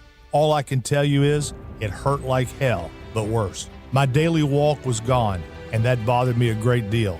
Then I thought of all of you and how much more devastating this type of injury could be for you. My life stopped. I now feel your pain. Just know at Morgan & Morgan, we got your back. I understand. Morgan means more. The choice of a lawyer is an important decision and should not be based solely upon advertisements. Past results afford no guarantee of future results. Every case is different and must be judged on its own merits. So the way I view my live endorsements, just in case you care, is that I never expect to do a live endorsement and have anyone go, oh, my God, I have to pull the car over and call Universal Windows Direct. I do these all the time, and the reason they do them consistently, usually 3 a week, sometimes 5 a week, is because life changes. And so, like, for example, right now, I don't need replacement windows. 5 years from now, 10 years from now, I might need them, driving around, listening to someone else's radio show, and they go, oh, you need to go to Bob's Windows. And I go, oh, Bob sounds like a good guy. That's what I'm doing.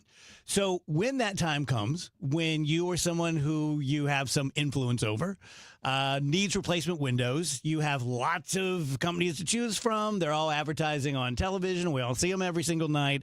I picked Universal Windows Direct. I think they're solid. I think they're simple. They have great windows, great guarantees, great warranties, and great deals. They change the deal, a few times a year. Right now, you buy 4 windows, you get 4 for free.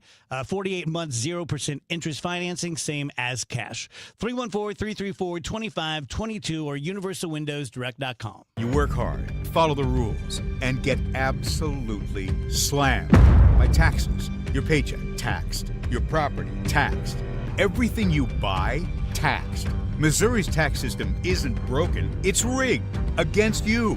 The lawyers and lobbyists working for big corporations and the super rich buried over 200 loopholes for themselves in our tax code. While they pay nothing on the services they use, working families are taxed over and over. It's no wonder they're lying about Amendment 5. Our corrupt tax system is rigged in their favor. They're getting a free ride on your back. Don't believe their lies. The truth is, Amendment 5 closes loopholes exploited by the super rich and slashes taxes paid by Missouri's working families, phasing out income taxes and cutting property taxes. They finally pay what they owe while you keep what you earn. Vote yes on Amendment 5. Paid for by Missouri Promise PAC. Looking for a career change? Well, the Gelman team with eXp Realty is hiring. Their unmatched blueprint to success, real support, and proven systems help agents take their business to the next level. Level up your future and earning potential. Take the first step at thegelmanteam.com. Retirement. Exciting in one way, scary in others. How do you find the financial advisor that covers all the bases? Join Greg Ayler Saturdays at 1 on Fire Your Financial Advisor. 100 years, one legendary voice. We live KMOX's century of service, classic audio, photos, videos, and more at KMOX100.com.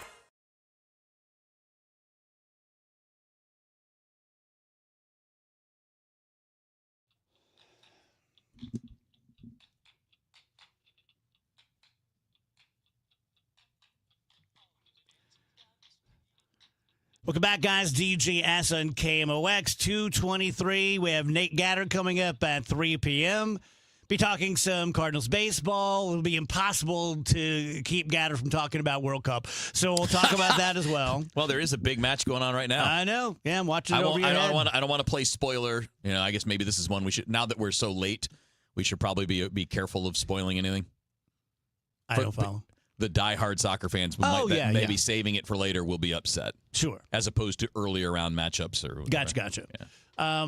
Did you make enough money on your bet last night? That was good. Retire? No, I don't play. I don't play at that level when I'm betting, and I certainly wouldn't do that on a home run derby. But I did have Jordan Walker to win it, and I had I had the combination of Walker and Schwarber in the finals as a separate little wager. Mm-hmm. They weren't the only ones I made. I made other ones, but I set it up so that if the person, I had 3 people to win it, different people, and if any one of them won it, I came out ahead the way I set it up.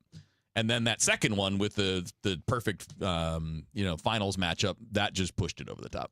You're a thinker. I try to, because you're not doing this like mindlessly. If you're doing it right, you're doing it like with a plan and an idea of what you're trying to achieve. I do it mindlessly. Yeah. Well, look, that's the difference between getting a gambling problem and playing it like a game. I play it more like a fantasy sport than I do like trying to make money. It's more the challenge of, can I take what I have and grow it with strategy versus I just want action. So let's say you won $100 last night. Yeah.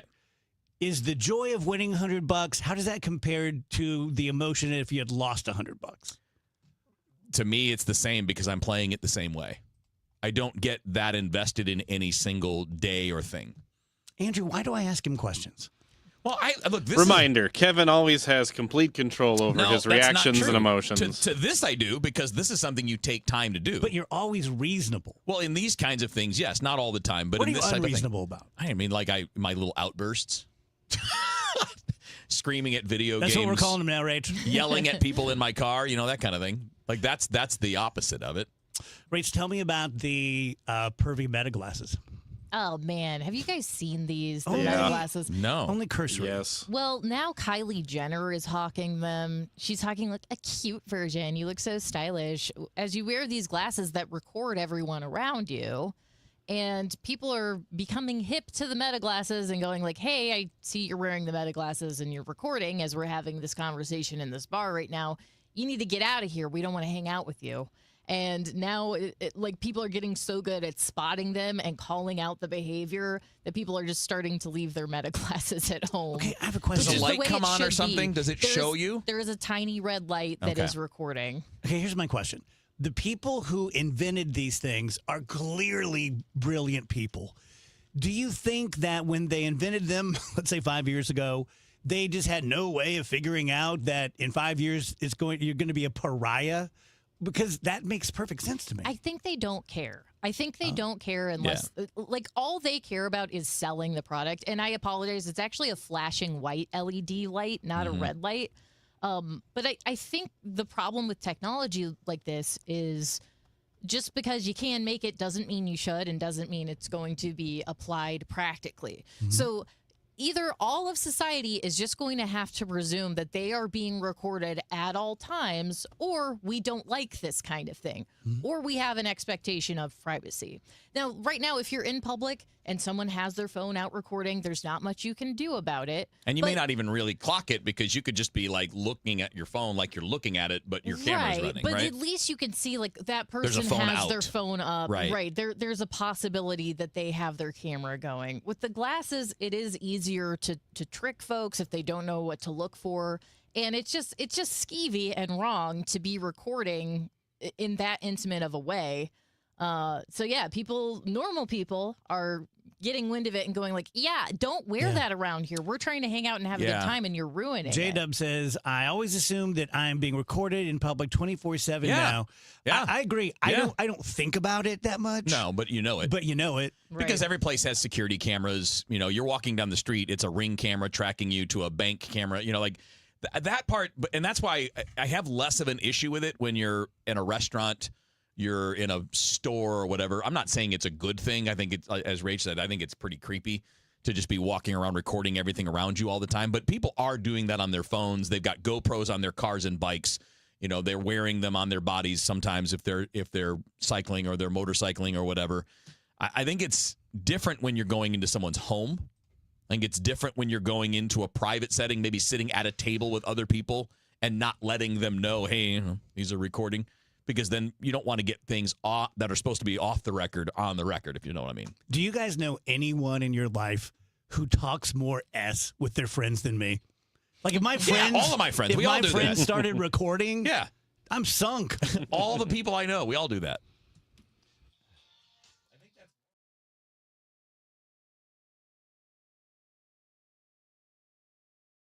Who's been talking about St. Louis sports since 1985? Bernie Miklasz.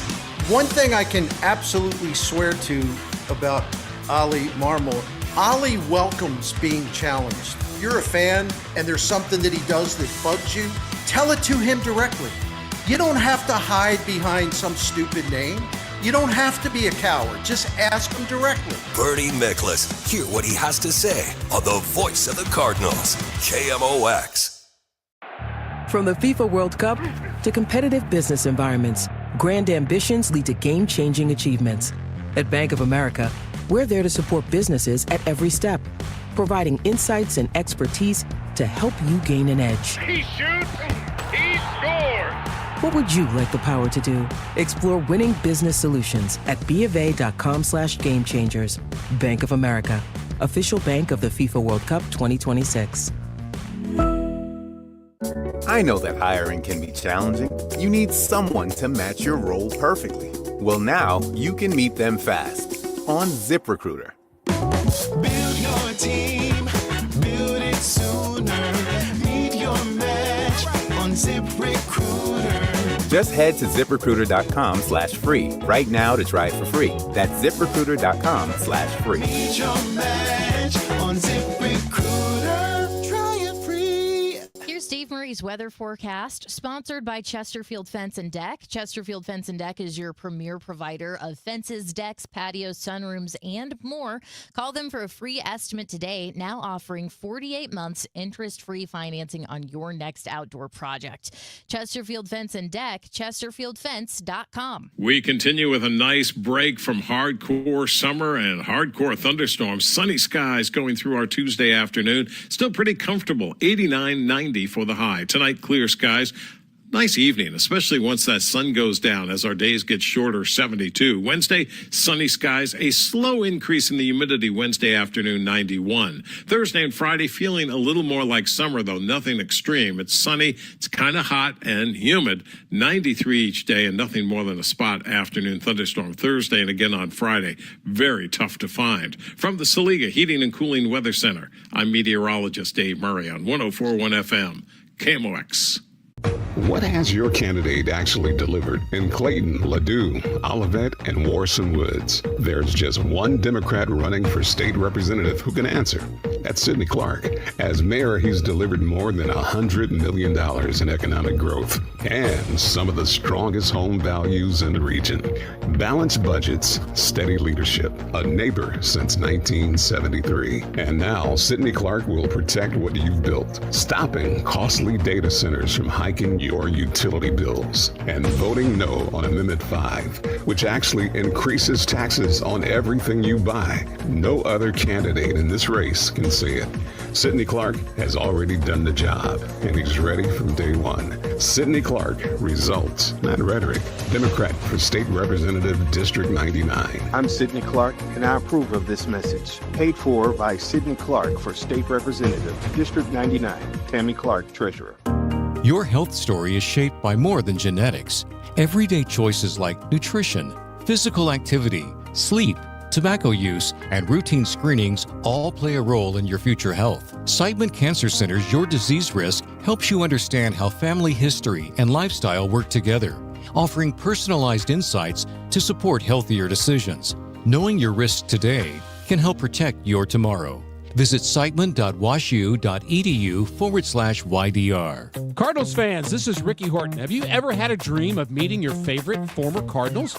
You can make those dreams come true all season long with St. Louis Cardinals alumni experiences. You can join me and other former Cardinals players at events including Cardinals Conversations, Fans at Bat, Turn 2 with Ozzy, Cardinals Kids Clinics, and Cardinals Fantasy Camps. Don't miss your chance to make lifelong memories. Visit cardinals.com/alumni for more information. If you're craving baseball conversations about your favorite players, alumni, and franchise memories, you'll love that Cardinals Magazine is dedicated to the stories that matter most to you. From Gold Gloves to championship rings, from the Wizard and Willie to Albert, Yachty, Uncle Charlie, and well beyond. Their careers define our pages. Treat yourself or a friend to a subscription today at cardinals.com/magazine. Cardinals Magazine, past, present, and future, it's all here. Thursday night, it's City Soccer on KMOX. First up, Gen C's hosts a special soccer edition of Sports Open Line beginning at 6 from Energizer Park. Then, it's City SC facing Sporting KC. Pre-game 7:05, ticket 7:30. City Soccer on 104.1 FM, KMOX.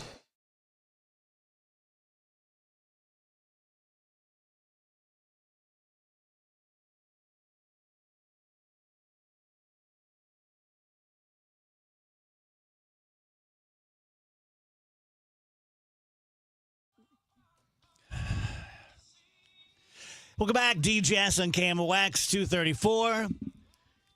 Active stream today. You guys can watch on YouTube or Facebook. And we put on quite a show, I must say. We are very demonstrative, and we dance on the breaks. That's mostly Andrew dancing. Pretty great. Michael Dean says, absolutely love the DGS. I've got my headphones on at 6 a.m. on KMOX, and I don't turn it off until I have to drive the highway to hell, 270 South, you all rock. Michael, you need to get one of them there ratings meters. That's what you need. Yeah. That's what you need. You got to apply. Let's talk. Someone, the stream's too active. I've lost who it was, but someone said, hey, how about some baseball talk? Coming up, 3 p.m. We talked about it at the 1 o'clock. We'll talk about it at 3 p.m. Wheels does a show, Redbird Rush Hour at 5. So, yeah, plenty of baseball talk coming up on KMOX. Let's talk a little bit of politics. And this is, look, everyone knows I don't like Trump. And so this is going to go badly for Trump for the next 8 minutes. But I never mind you guys pushing back on stream. If I say something that's incorrect, like when I said that Denisovans were 8 feet tall and Wheeler said they're 5 feet tall, I admitted I was wrong. You have to give me that. I always admit when I'm wrong. But the reflecting pool, which shouldn't have been an issue at all. But, of course, the president made it one. And when, it started flaking off, it was vandalism. And there's a 300-foot gash cut down it. And they've arrested at least 5 people, maybe 10, one of them a former Olympian, for vandalism, charged with a felony, indicted in federal court, the whole bit. And there were these memes, I don't know if you guys saw them, over the last few weeks that would show President Trump and his entourage driving down the newly resurfaced pool area. And people saying, we found the vandals, right? Haha, I get it. Well, they drained it. And so far, they've not found even a 6-inch gash, much less 300-foot gash. But what they did find are lots of tire tracks. Yeah. From when? Guess what happened? When the president drove or rode in his 10,000-pound beast, that seems to have sort of dicked up the old pool. So that's, I'm not taking glee in it, but it's okay, once again, that wasn't true. But I mean, the people who were installing this lining said as it was being installed and before that you could not cut this with a knife. And you're going to tell me that somebody through the water traipsed around for how many hours? Right. To make a 300-yard, it's 3 football fields, a 300-foot slash across it? It's a big slash. I'm sorry, 300-yard slash. What's a yard? Yeah, it's 300 yards. It's 3 football fields long. Who was in there for that long without anybody noticing? Yeah. It's just, that's why I hate. It's fine to try to blame something on, but there would be evidence of that. There would be video evidence. There would be somebody in that damn thing for hours doing that. Yeah, they'd be real tired. Yeah. Also, the president has said that he is going to, I guess, at least try to charge the oil tankers coming through the Strait of Hormuz a 20% fee. So if they're carrying $1 billion worth of stuff, we would get 20% of $1 billion. And so here's, let's do cut 1, Rage. They are crazy, and we're not going to put it up. Yeah, I want to be reimbursed because we're protecting a very rich portion of the world. We're spending money.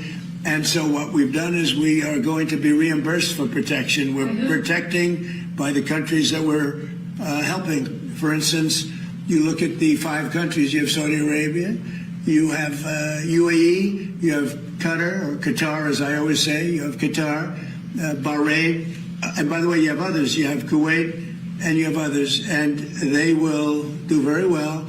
But we think it's appropriate that we don't need them. We have more oil than any other country in the world. When you add Venezuela, which has been amazing, which has tremendous amounts of oil that we control. He just kind of goes on and on about that. And then this is Secretary of State Marco Rubio in cut 2 giving his opinion on this. Well, that's the law. It's an international waterway. No country is allowed to charge tolls or fees on an international waterway. That's existing international law. That's the way it is in international waterways all over the world, and that's the way we expect it'll be here. So I don't think we have anybody to convince around here in that regard. I think all the countries in this region would agree with it. And I'm going to toot my own horn here just a little bit. You guys may remember if you listen to the show all the time. About a month ago, I did a little rant. I was going to have Andrew find it, but that seemed pretty narcissistic. But I basically said, here's what's going to happen. I'm going to tell you guys what's going to happen. And I said, Trump's going to get bored, and he's not going to be effective, and he won't be able to bomb his way out of this. And he's going to say, let's just go back to business as usual. And I also predicted that he would leave the nuclear materials. And I have some of that sound, but I'll just tell you what he said. You guys can look it up if you want. But he said, I don't like Iran. I don't trust them. They're bad people. And I think we should just go back to business as usual. That was his exact term of art. Yeah, he did make the case. Again, I don't know that this is true or that anybody else has backed it up. He was saying that, well, now the nuclear material is so far underground that they don't have the ability to reach it. Only we could. We are the only country that could reach it. Which is exactly what I said he would do. Right. That he would say, like, oh, it's so far under that mountain. Then why did we need to do any of those other things? Yeah. So and then, by the way, the story did change today on this. How so? So apparently they're dropping the idea of the 20% surcharge, and now they're saying that here I'll just read the quote. Said, and this is Trump's quote. Said, I was called by different people, different countries, kings and emirs, and they said, we'd love to do it a different way. We'd love to invest in the United States with billions and billions of dollars. So instead of it a surcharge, I guess it would be the rich countries in that area that he was listing there, probably the ones he heard from, and probably telling him, sir, that's illegal. You can't do that. Yeah. But there's a different way to do this. Yeah.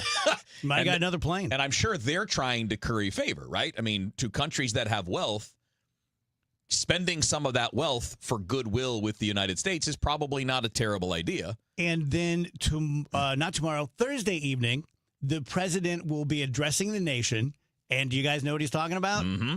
Stolen election, right? Election he's security. Going to be talking to the United States of America about the 2020 election, how it was stolen. And the information I'm seeing on the news, it may be wrong, is that he's going to basically say that Senators Ossoff and Warnock from Georgia are not properly seated senators because Georgia was full of corruption and they were elected wrongfully and they should not have their Senate seats.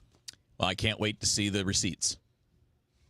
Yeah, that'll be very It's interesting. kind of like the conversation we had earlier. If you can show people evidence, like actual real evidence, present it in court and do something legally about it. Don't just tell tall tales in advance of an election, right? I mean, you run the government. You have all of those things at your disposal. If you have the evidence, have your attorney general, have your legal people take it to court and pursue it. Because that's what we do in the United States. Yeah. We're a nation of laws. If somebody broke the law and you have the evidence they broke the law, you follow it to court, you prosecute the case, and the judge and the jury decide, were you right or wrong? Also, of note, 2 more people killed by ICE, and the setups don't look great for ICE, and they have decided to do a moratorium on almost all car stops by ICE. Basically, I think admitting that ICE agents, while they may be very qualified at some things, they're not law enforcement. They're not trained for car stops, and they're going pretty bad. So, because you don't have people properly trained to do it. First of all, I've seen many law enforcement experts for a couple of years now criticizing the lack of training, the lack of technique, the inability to do things the way the actual law enforcement people are trained to do them, because they had to cut the training short to hire a bunch of people in a short amount of time. So they didn't get the full training that you're supposed to get to do those jobs. Yeah. Rach, any thoughts on any of that? I mean, it's just exhausting as usual. It's like, what's going to be the avalanche of news stories next week? God, you're so right. Yep. Because they will be there. There will be something. Yeah, one thing I'm He'll not certain outlaw of, radishes. Right, I'm not certain of much in this lifetime, but I am certain that the news cycle will carry on. Yes, so true. Let me tell you guys about some good friends of mine at Bethesda Health. And Bethesda it's a corporation. It's nonprofit, which I think is important. But it's hundreds and hundreds of people.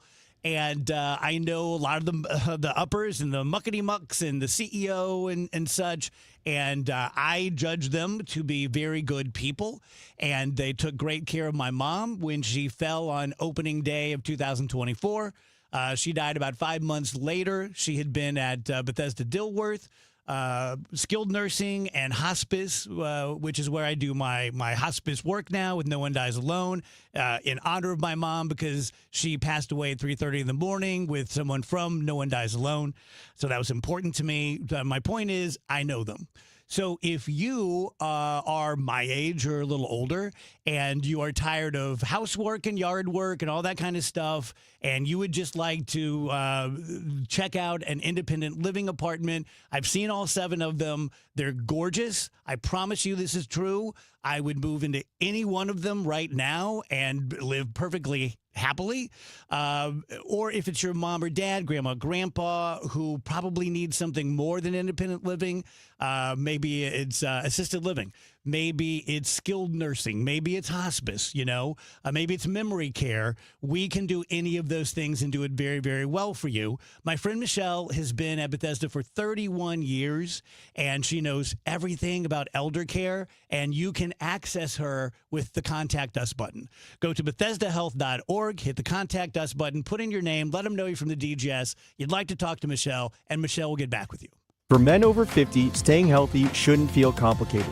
Neovitin Men's 50 Plus is a doctor-formulated daily multivitamin designed to support everyday wellness with just 2 tablets a day. You can subscribe at neovitin.com for convenient monthly delivery right to your door, or find Neovitin Men's 50 Plus at your local Deerbergs or Schnucks. All Neovitin vitamins are manufactured in a GMP-certified facility in the USA and are designed for real, everyday routines. Make nutrition easy with Neovitin Men's 50 Plus. If you owe the IRS, you have a legal issue, and you need the Lance Drury Law Firm. We'll protect your rights. Log on at LanceDruryLaw.com. Is reviewing life insurance on your to-do list? Now's the perfect time to add it. A friend recently told me that securing life insurance sooner rather than later can help you lock in lower rates for years to come. So I bumped this up on my list and got it done. I called SelectQuote and couldn't believe how easy and affordable life insurance is. I'm 40 and got a $500,000 policy for $16 a month. My husband's also 40, and his $500,000 policy was only $18 a month.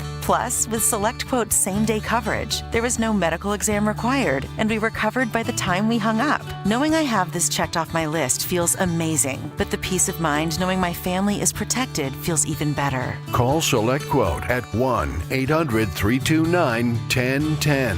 That's 1-800-329-1010. Or go to SelectQuote.com to get your free quote today. That's 1-800-329-1010. Details on example rate at SelectQuote.com. I'm Dr. Colleen Bosler with the Audiology Center, and I'm talking with my associate, Dr. Adam Voss.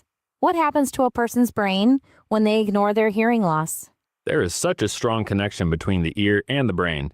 Ignoring your hearing loss can cause the brain to become lazy and the speech areas in the brain to shrink. This is partially why you can hear the words, but you cannot understand them.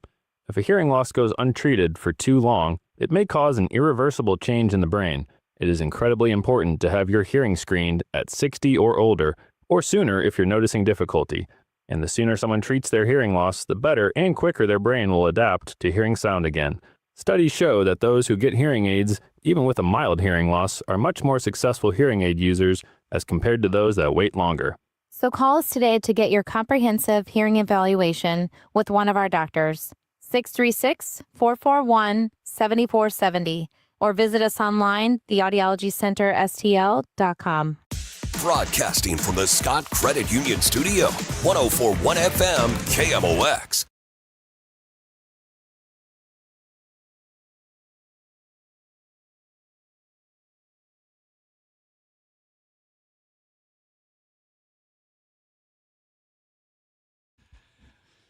Welcome back to 48 DGS. Nate Gatter is going to be here at 3 p.m. We'll talk about the Cardinals primarily, but all things sports. Rach, you had me at Neanderthal babies. What? Yeah, they're built different. Bet they're stocky. They are stocky. Well, they were stocky. I guess there's not so many of these little Neanderthal babies floating around nowadays. But apparently, When they reached 6 months old, they were already the size of a little Homo sapien toddler. Really? Wow. So Yeah, they they're were big. when they were like 6 months old. They were like a 2-year-old would be now. Like 18-ish. Okay, months. that's still Let's not pretty go crazy. But Huh. yeah, they were big, and They probably had to be to survive. and then I'm not exactly sure when babies start to get their little teeth, but the Neanderthal babies, it's like 6 months old. Little teeth come in. Some babies are early like that now. Yeah. But usually it's longer than that. I was pretty early, I think, with teeth. Are we one of the most vulnerable species when we're born? Yeah. We do definitely stay like some animals are born and they can like run the next day. Mhm. I have a cousin like that. We can't even move for months. Yeah, and like think about the what's the top of the head called? Like the Fontanelle. Yeah, the fontanelle. We're not fully cooked whenever we come out because Yeah.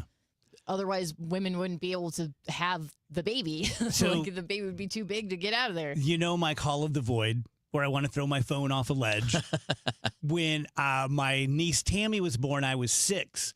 And they brought her home and they put her in my arms and very sweet. And then my mom and dad were like, listen, there's the top of her head has no bones. And if you touch it, she will die today. Yeah. And the call void, I'm just like, oh my God, how am I not going to stick my thumb in this thing? Like the guy with the pie, you know, the pull out a plum. Yeah. And the little Neanderthal babies, they were big but not necessarily chubby. So stocky is the perfect word. All right. Wheels. Oh, There's big they're little like, babies. they look like me. Little baby wheelers. They're like, let's go. No, I mean like me now because I'm short. Rach, I think I now know why they went extinct. Yeah. Why we killed them. They just wouldn't shut up. Yeah. All those Neanderthal babies running around talking. They're like, these guys got to go. We're all like, let's go. They got to go. Whatever Blowborg used to say instead of let's go. We talked about the guy I saw last night who was a psychopath. Now, interesting it was, I also saw an interview with a guy who legit had amnesia. And he had it for 18 months. And then his memory slowly came back. But when asked what it was like, he said, I was in the hospital and I woke up and my family was there. My parents were there. And once it was explained to me that this is your mom and dad, this is your wife, and these are your kids, I said to them, his name was Eric. I said to them, I'm so sorry to tell you this, but Eric is dead. And he said in his mind, that's how it felt. Okay. That the person he was before had literally died. Wow. And left behind this new person. Can you imagine? Well, it's like a reset. Yeah. Like, I mean, imagine deleting a huge portion of your life from your mind. I mean, you would be a different person. Mm-hmm. Have you guys heard about Katie Couric's recent diagnosis? Yeah, temporary amnesia. Yeah, well, okay, so she suddenly lost several hours of memory, and at first they thought she had a stroke, but it turns out she has transient global amnesia. So she's basically, as of right now, or at the time of announcing the story, unable to form new memories. Wow. What? Wow. So, I mean, it sounds like kind of... So not it's all reverse short-term amnesia. memory loss. Yeah. Right. Like, she knows she's Katie Couric, and she did the Today Show for years. But she didn't know what happened yesterday. Right. So, very, Damn. very interesting stuff. And we wish her the best, obviously, but that's super I scary. watched a documentary once on amnesia. It was called 50 First Dates. And, okay, that joke didn't land. I was over here chuckling. Oh, Like, it doesn't even matter to I you low-key that I like that. chuckled. I like that movie. I love that movie. It's nice. Never seen it. What a shock. Yeah, I know. Never seen it. Never going to see it. I actually like a lot more Adam Sandler movies than I ever thought I did. Oh, yeah. Why would you never see it, Kevin? It just doesn't look entertaining. Why? Because it's got Drew Barrymore in it, and she's a girl. Yup. No, because she's Drew Barrymore. People kiss. Yeah, no. Have you ever seen Click? Which one's that? When he has the remote. and Oh, he can you'd pause know. and- Never saw that one. You ever seen E.T.? E.T. I saw. She was great in that. Yeah, she's a little child. So you like Friendly, you happy. Like, you like baby Drew Barrymore. Well, she was just a child. She hadn't grown all these weird habits that make you go, what's wrong with her? What's her habits? You've seen the Drew Barrymore show. No, that's fair. She's not kind of a like that in weirdo, movies. but she's not a weirdo in she's movies. She's not a bad person. She's just a a delight weirdo. in 50 First Dates. Okay. That's like peak Drew Barrymore, actually. Yeah, I'm just She's going to watch adorable. more episodes of Reacher. I swear you're doing a bit. You're the Andy Kaufman I'm dead serious. of the Dave Glover show. When the new season... Just going to watch something about Dragon. I mean, Reacher is going to drop here soon for a new season. I'm going to be all over that. Big dumb guy beating up other dumb guys. Well, he's not dumb guy. Big smart guy beating up dumb guys. Can't wait for it to drop. Is that So John Krasinski?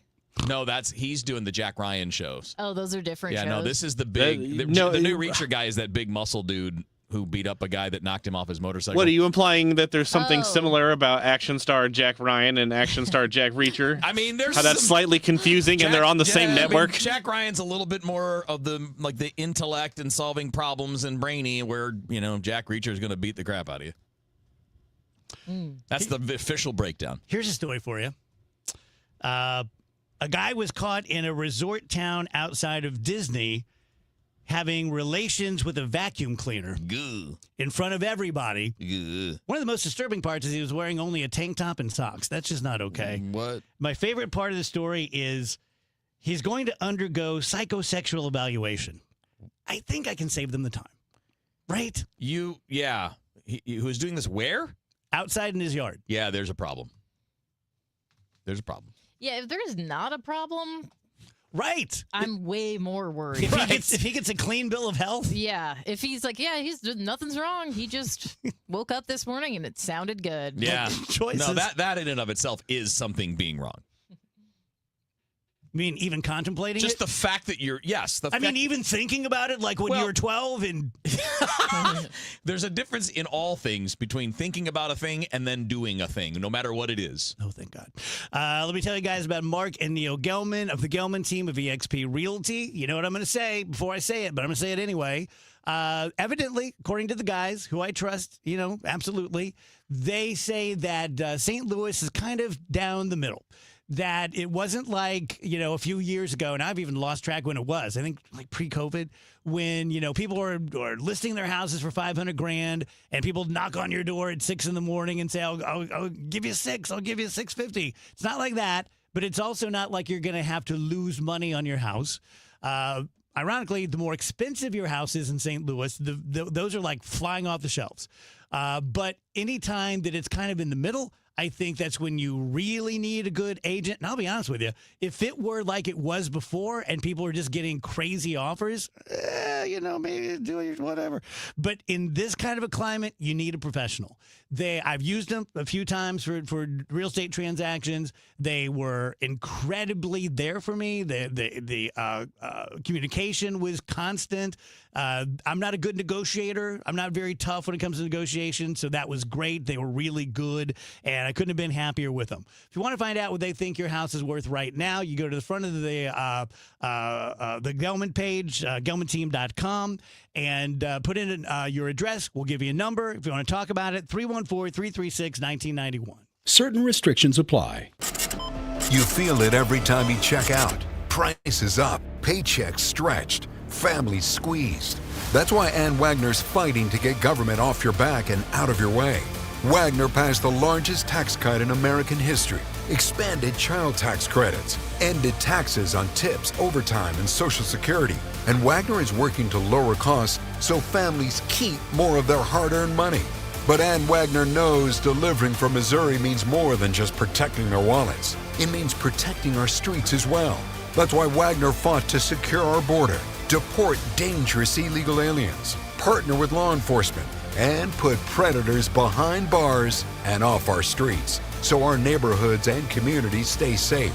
Because real effective leadership protects what matters most: your money, your family, your safety. Ann Wagner for Congress. I'm Ann Wagner, and I approve this message. Paid for by Ann Wagner for Congress. Are you having trouble hearing? Hearing loss can devastate the quality of your life. Now, there's an affordable fix for you or your loved one. Rated the best hearing aids of 2026 by Forbes Health, Audion Hearing has the highest quality hearing aids at the lowest prices, starting at just $98 a pair. I actually like them better than my old $5,000 hearing aid. I could not believe how my hearing and life changed. Join over 1 million happy customers by going to audionhearing.com. That's AUDIEN hearing.com. One of life's greatest mysteries has finally been solved. Who let the door It's Spruce, the weed and grass killer that's safe for use around people, pets, and bees. When used as directed, spray the leaves for visible results in just 1 hour and dead weeds in just 1 day. You spray, they play. Spruce, pet friendly, weed deadly. Find wherever weed killers are sold. Welcome to Willie's Wings, home of the secret sauce. I'll take a dozen wings. Oh, by the way, I love that sauce. What's in it? Can't tell you. Why not? It's a secret.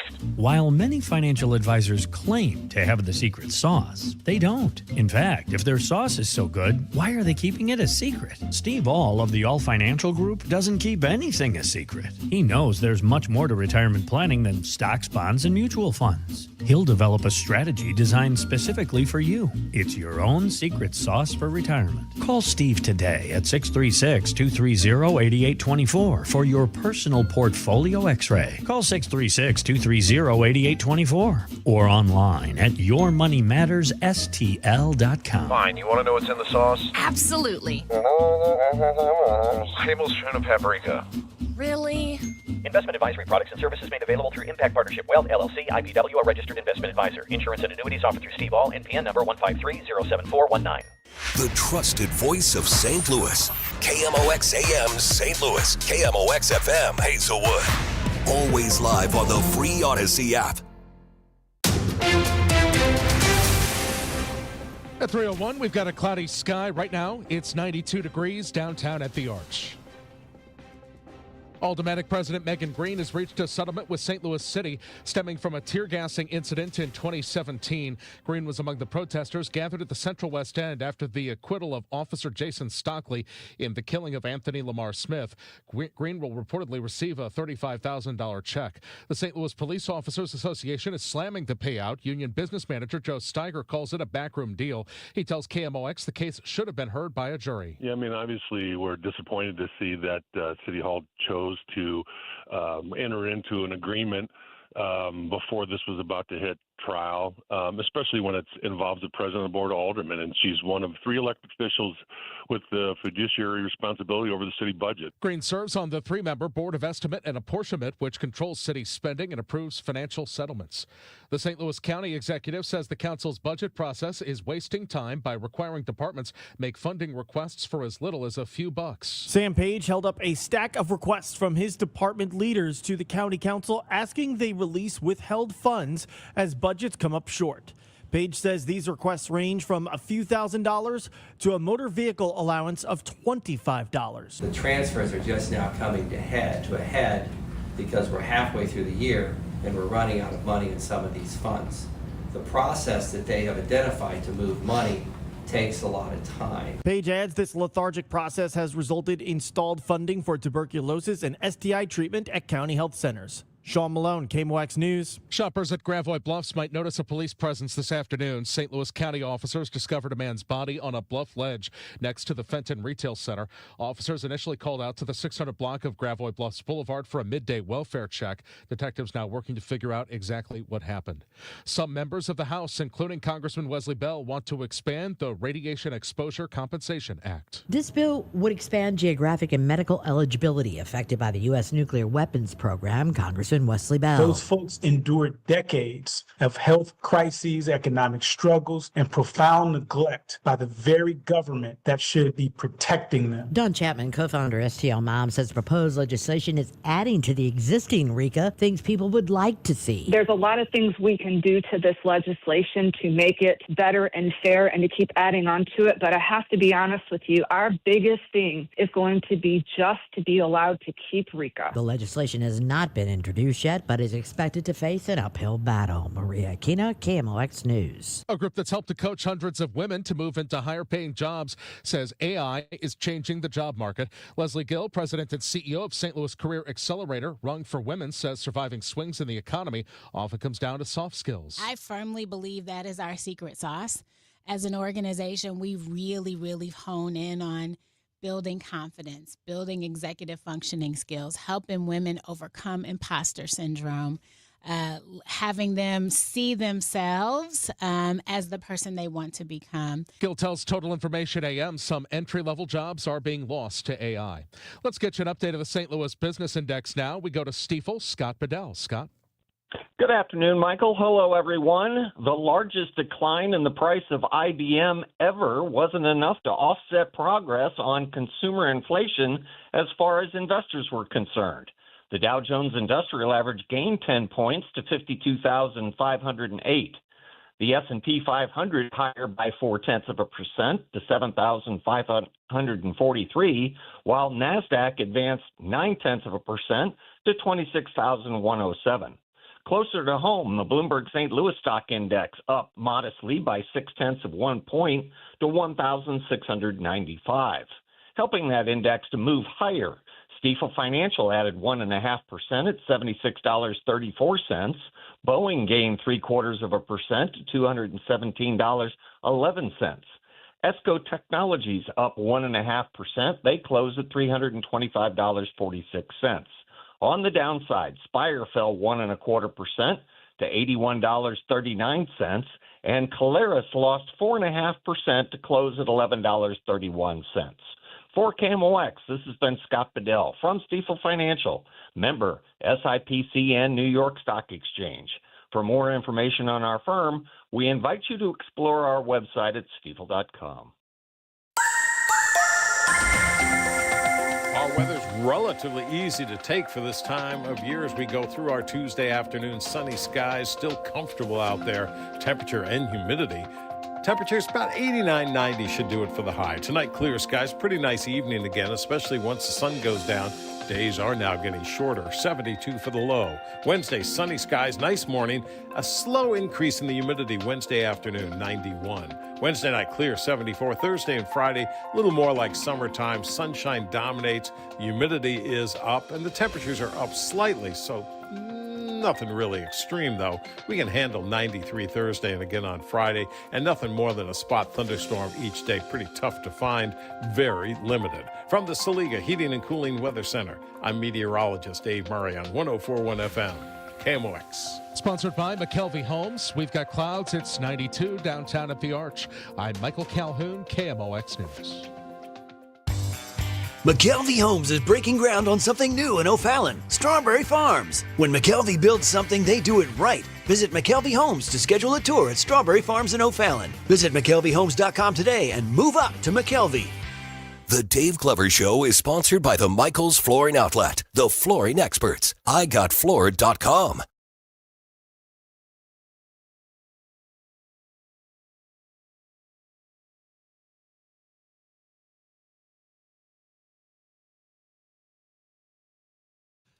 Welcome back, DGS on KMOX. Few minutes past 3 p.m. Happy Tuesday. Nate Gatter joins us from the sports department. Good to see you. Good to see you, Dave. Love listening to you. I was listening to you last night on my way to band practice. I need to get this off my chest. I don't know you. You don't know me as well as these guys do, but I am completely mentally ill. And I if there's a letter to be had, I have it. I come by it honestly. I'm a kook.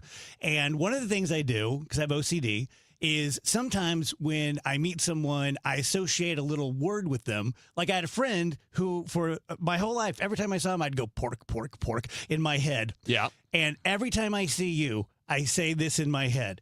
Nate Gatter would be more attractive if he was a little bit fatter. I've been doing that for 6 months now. I finally got it out. Is that going to cure it? Oh, I feel a little bit better. Like, will that make you do it less, or does it not matter? No, I'll come up with a new one. Okay. Yeah, my wife would probably agree. She's, you got to put on. She wants me to put on a little bit more weight. There you go. Maybe she's sending me signals. The two of you can talk about that if she didn't already pay you for that.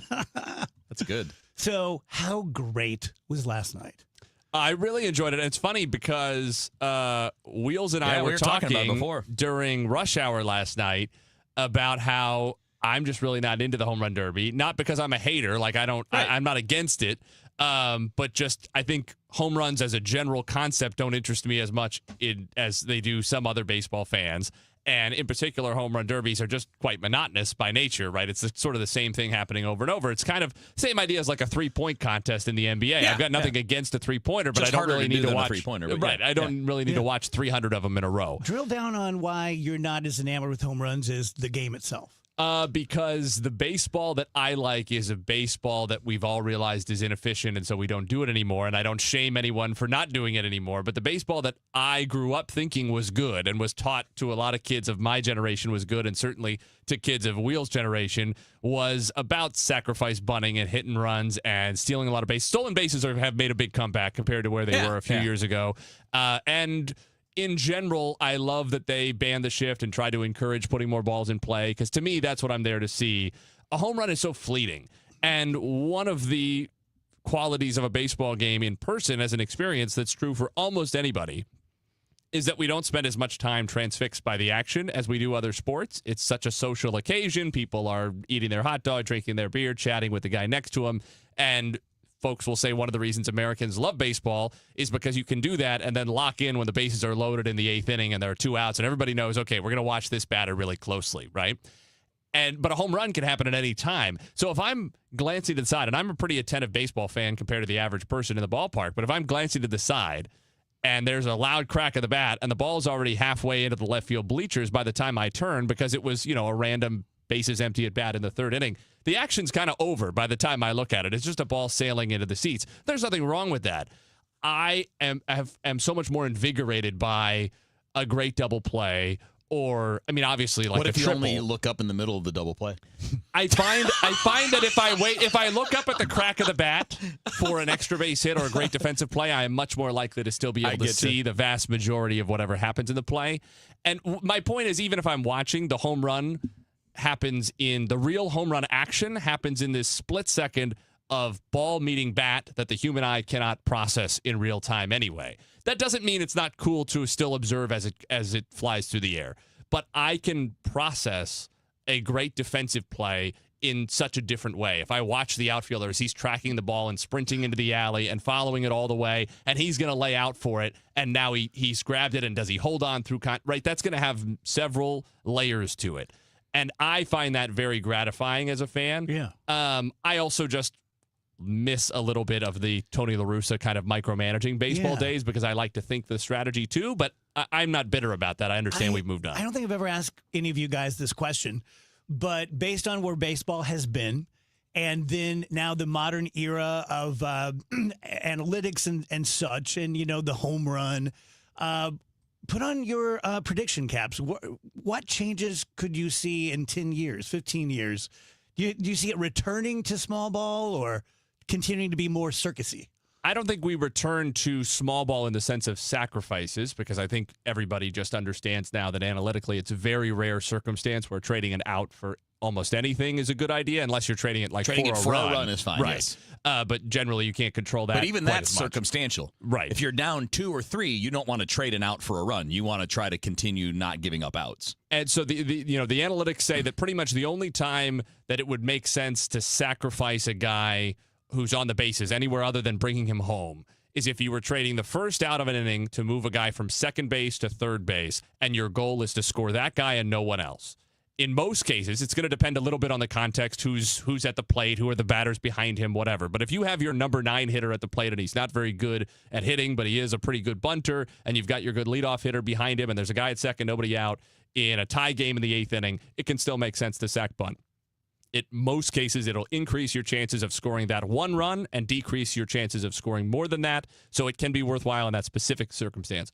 Other than that, generally it's kind of gone out of the game. But I do think we're going to see, just because any time in professional sports everybody zigs, at some point there is an incentive, if the zig goes far enough, for somebody to zag, especially in a sport like baseball where the have-nots have a lot less than the haves. Mm-hmm. And so we're seeing that already this year with the Tampa Bay Rays and the way they are prioritizing contact and speed and how they're using balls in play, infield singles, and they then also steals. have the best home run hitter in baseball. They do. They have Junior Caminero on their team. But they've got a lot of guys on their team who are not darlings of the exit velocity and analytics kind of conversation.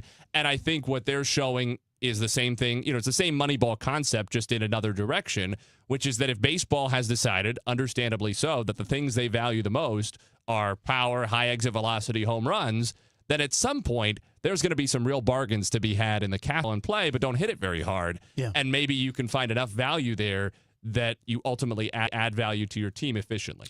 Yeah, boy, there's a lot to go through. The Rays thing is almost the opposite. They have 3 or 4 of the best batted ball data guys in the sport that are the core of their lineup, right? It's Diaz, it's Caminero, it's Jonathan Aranda, all-stars, and they all have, if you go on their pages, they're all red on the Savant pages. But they're a team that can't have too many of those guys because of their payroll. So they have what they have, and then they fill in with whatever else is available. But their brilliance is their pitching management, right? They develop pitchers well. They find kind of guys out of nowhere that can become elite pitchers. Or even, like this year, they opened the year with Griffin Jacks as their closer. He stunk. They put him in the rotation, and now he's a good starter. They're good at that kind of creativity. But I don't think the game's ever going backward because no sport ever does. Football's never gone back to 3 yards in a cloud of dust, and it won't because the passing game is where it's at. We've learned that that's where you can move the ball and score more points more efficiently. The three-pointer is going nowhere in the NBA. Again, all of this is barring rule changes, right? But it will always be forward. Hockey will never go back to the old Canadian North American style. It is now a blend of the Soviet style, the European style, and the North American style. And it will I do think never within go that back. there's a little tinkering. No, there's a little, but broadly speaking, yes, we're never going backward. To use the football example, which I think is an apt one, and it's pretty intuitive to understand. As everything became so pass heavy, then the popular defense became to play these 2 safeties very deep and say, well, if there's one thing we're not going to let happen, it's Mahomes plays. over the top to Tyreek Hill for a 70-yard touchdown. And if we make a touchdown drive take 14 plays instead of 6 More chance plays, for something to go the wrong. odds that you get a holding penalty or somebody drops a pass or whatever just increase, and those things generally favor the defense. And we've seen how that impacted the Chiefs' offense in these last few years because teams are just taking away the big play. And they've also been short players. Offensive line's been bad. Running backs have been bad. So there's more to it. But league-wide, you're never going backward. But part of forward can be borrowing old elements and bringing them in, like the running game in the NFL. In hockey, there can be teams that want to play a little heavier that can be to their advantage if they don't have the speed and skill, which is what is prioritized in the NHL right now is speed, movement, creating space. Well, if you don't have that, your counter can be something older school. So there will always be that little bit of pulling here and there, but it will still be a new version. It'll still be that re-added to what is already new. It's never going to go back. Nate, do you view Jacob Mizrachi as a freak or as an evolution? I think he's probably some of both, right? In that he is freaky and that he has capabilities that very few of his generation have, but he is definitively an evolution because the things he has trained himself to do and the way they have harnessed his abilities are a function, at least in part, of his era. And I think certainly where he's an evolution is how they've then identified the freaky things about him and augmented them, which in any era, any coaching staff, any analytics department to the extent they existed, a scouting department, whatever, development department would have tried to do. But the way he's put on weight, the way he has fine-tuned his mechanics this year to take such advantage of his lower half and his lower back half, if you will, the lower right side that's anchoring him and sort of provides the base for everything that he's doing. I think he is, it would be crazy not to call him a freak, right? Because everybody has, all Brewers pitchers have access to the same development guys and the same analytical guys, and they're not throwing 105 miles an hour. So obviously there are freaky things about him, but I think it has to be a combination of both of those things. Yeah, it's both. But I mean, his freakishness is that he's 6'7", and he's got a body that can do what a 6'2" body is not going to be able to do as regularly. Yeah. Can you hang another segment? Oh, I'd love to be here. Awesome. Okay, we're talking to Nate Gatter. Going to talk more Cardinals. I want to talk a little bit about a possible Walker extension, what that would look like. who's it good for, who's it bad for, and we'll touch on some World Cup before we let Nate go. Tell you about Mark Cantor, attorney at law, and as a former practicing attorney, as a lawyer, I take this very seriously, and I am unhappy with the way my former profession has evolved. Primarily the advertising, just the slop that you see, and just critical thinking.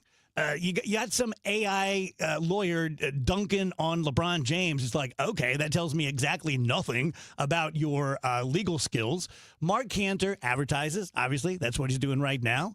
But he is subtle about it. He's professional about it because he is subtle and professional. He has been a trial attorney for decades, and my main message in these things is be careful. When someone says they're a trial attorney or a litigator, they're probably not. Probably means they fixed someone's ticket once and they were in trial, or they're in court once.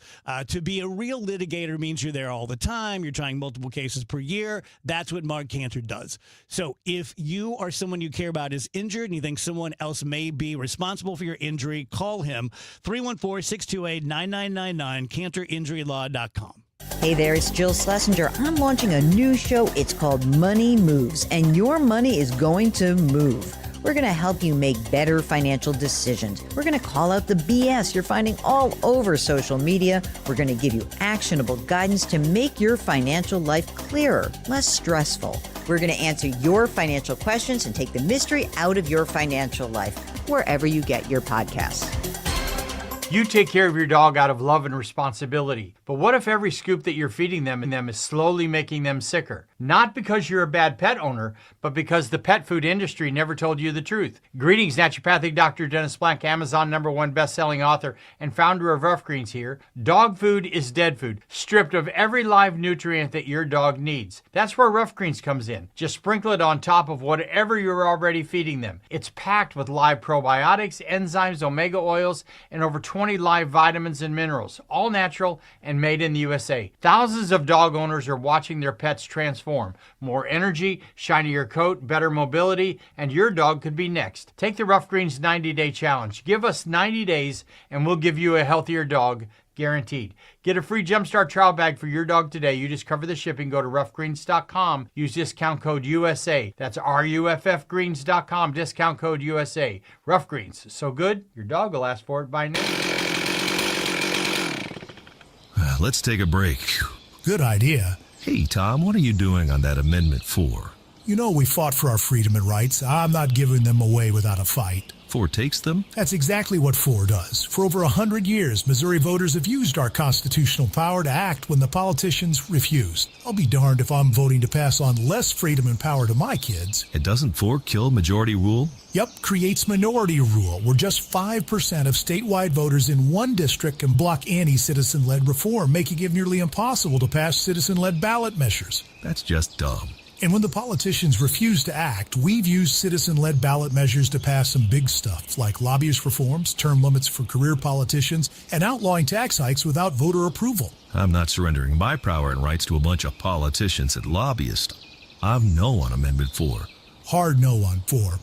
Pay 4 buttons or inch, prepare governance. Listen up. If you have not paid self-employment, business, or individual taxes in years, the IRS will find you. Hi, this is Lance Story with the Lance Story Law Firm. I offer real solutions. If you have unfiled returns, unpaid taxes, levies, or liens, call me, Lance Story, today and let me get between you and the IRS. I'll protect your rights, including your right to appeal or even your right to take the IRS to tax court. At the Lance Story Law Firm, our practice is focused 100% on fighting the IRS. Remember, IRS problems are legal problems, and they need to be handled by an expert attorney who's done it for decades. So call the Lance Story Law Firm today. We're local. Our office is right here in St. Louis. Call 314-260-6120 or visit LanceDruryLaw.com to schedule your free consultation with your local tax resolution law firm. The choice of a lawyer is an important decision and should not be based solely upon advertisements. Each week during the Redbird Rush Hour, we put a spotlight on someone who's making the community better using sports. It's building community with Busey Bank beyond the game. Join us this week for another story of someone who's finding a way to make a big impact on the community we all call home. Brought to you by Busey Bank.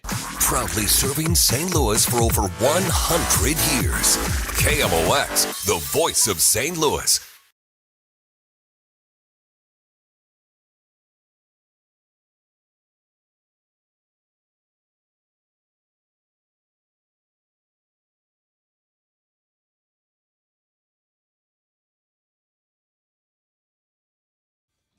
Welcome back, guys. DGS and KMOX 323. Nate Gatter is here. We're talking sports. So Wheels and I did this for about an hour today, and talking about Jordan Walker. We just signed JJ to an extension. Everyone's euphoric about it. Walker would be the next logical one, and I understand basically the sliding scale of he'll never be less expensive than now, but he'll never be more of a risk than now because he's only really produced for about half a season. Where do you find the sweet spot? One of the things I talked about this last night, and I'll probably visit it again tonight.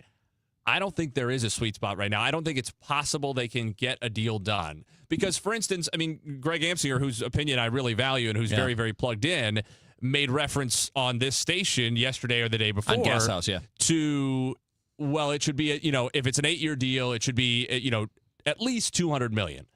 I think if the Cardinals called Jordan Walker's agent and said 8 years, $200 million, I don't know that he's even saying anything before he hangs up. I don't think we're even close to that conversation because as Wheels and I talked about yesterday, a little bit on the air, a little bit off the air, he has very different incentives than J.J. Weatherholt because J.J. Weatherholt has a couple more years at, if he hadn't signed this extension, at or near league minimum before he even gets to arbitration. Then at probably 3 years, we don't know what would happen with CBA, but probably 3 years of arbitration before he gets to free agency. Under the deal that the contract was negotiated under. Right. It would be 5 more years of control plus 2 years of free agency. Whereas Jordan Walker, actually 3 years of free agency. After this year, is only 2 years away from reaching free agency, and maybe more importantly, he gets a payday of some sort right away. If he keeps up this production for the rest of this year, he is going to get a very significant raise in arbitration immediately. Yes. It's not going to be market rate, and it's going to be a 1-year deal at a time, but he's going to get a big raise next year, and he'll get another big raise the year after that. So if you imagine that one of the primary things a player is hedging against when they take a deal like J.J. Weatherholt did is the possibility of significant injury, right? That we don't like to talk about it, but it could happen at any point, and it's part of the reason that guys agree to those deals. J.J. Weatherholt could this weekend tear his knee apart and never be the same player, and he'll get $112 million regardless of that. For Jordan, and if it had happened and he hadn't taken the deal, well, his arbitration numbers would have been lower, and he might never have gotten the free agent deal. So you might be looking at a guy whose career earnings, instead of being the at least $112 million they are now, could have dipped under $10 million. Even in a worst-case scenario, under $5 million. That's very, very unlikely, but it could have happened. For Jordan Walker, if that injury were to happen even in April of next year, after he secured that 1-year deal in arbitration, that will probably be 8 figures, I would think. It'll be low 8 figures, but it'd probably be $10 million or more. They don't always jump that high in your first one, but it'll be a lot. Like, put it this way, you should figure probably somewhere 60 to 65 million for the next 3 years combined in arbitration, starting with 1, 2, and 3. So that's your starting point, and then after that, what's his free agency rate in the open market if he's out there at the 8? Because he's going to hit free agency right now at the age of 27. 28, that's his prime. That's where you get those 8, 9, 10-year deals at $450 million because you got the whole league bidding. But what we don't know is what the new CBA is going to look like, whether they're going to be teams that are capped out or the restrictions are higher where the big boys don't want to keep going. We don't know that yet, but based on how it's been, that's big money. So, like, the closest comp I could find in terms of service time and age was Bobby Witt Jr. He signed after his 3rd year, so with 3 years of team control remaining, but he got $288 million. But keep in mind, he's significantly better and more productive player from day one than Walker. So it won't be that high, but it's going to be over 200. So you're probably thinking 245, 250 if you're going to do anything long-term minimum. Walker's just facing so much less risk between him and free agency than Weatherholt is. Not none, but a lot less. Right. You want to hang one more? Yeah.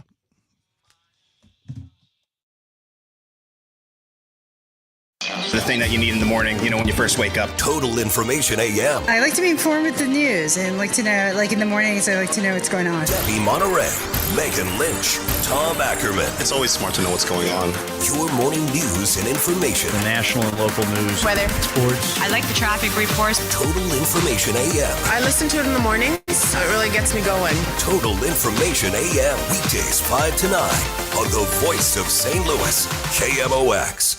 What do parents think of back to school at Staples, where 24-pack Crayola crayons are just 50 cents? Staples has folders, notebooks, and pens at great prices. I'm smiling from ear to ear. It's the most wonderful time. Mom, I missed the bus of the year.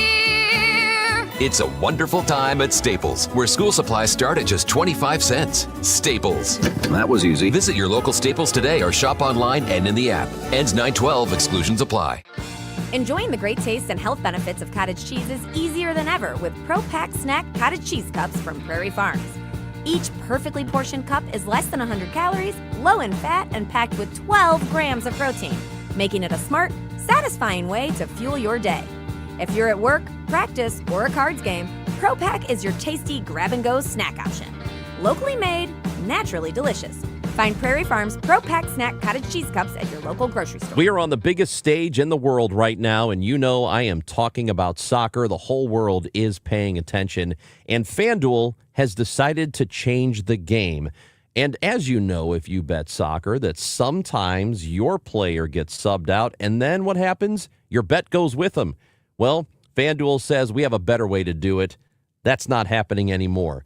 With FanDuel Super Sub, if your player is subbed out, your bet stays in. That's right. If your player leaves the match, your bet continues with the substitute. So you are still in it until the final whistle. Just go to FanDuel.com/Missouri to get started now. I've been telling you about this app for many, many months. I love using it. It's easy to use. All the information you need is right there. FanDuel.com/Missouri. Let there be goals this summer on FanDuel. Must be 21 or over and present in Missouri. Gambling problem? Call 1-800-GAMBLER. I'm John Morgan of Morgan & Morgan. If you've been injured in a car accident, call America's largest injury law firm. For over 35 years, my mission has been to deliver more for our clients, to deliver more for you. Injured? Visit forthepeople.com for an office near you. At Sandberg Phoenix, we're more than just a law firm. We're partners committed to you, your business, and your community. From family law to litigation, we're ready to serve. Visit SandbergPhoenix.com. The choice of a lawyer is an important decision and should not be based solely on advertising. You work hard, follow the rules, and get absolutely slammed by taxes. Your paycheck taxed, your property taxed, everything you buy taxed.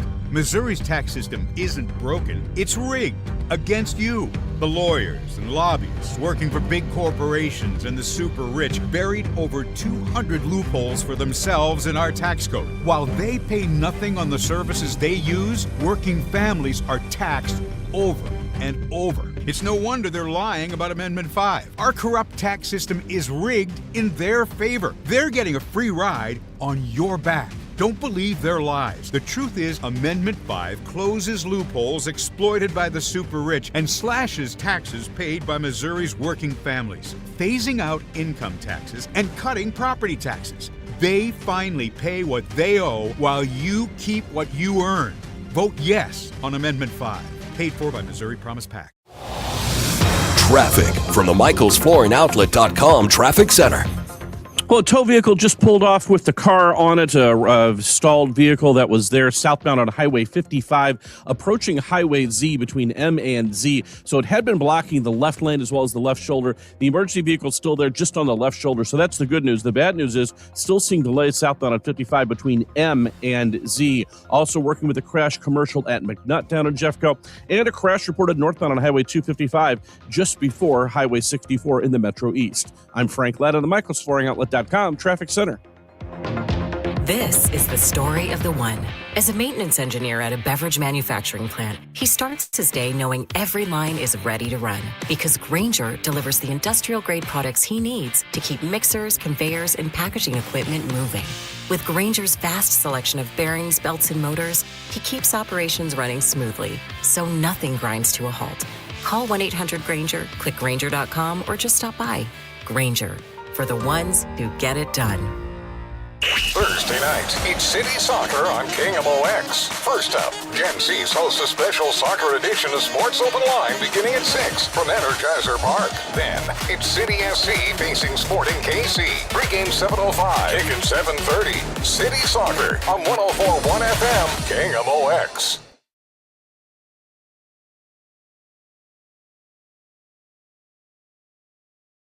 Dave Murray's weather forecast is sponsored by Sandberg Phoenix Law Firm.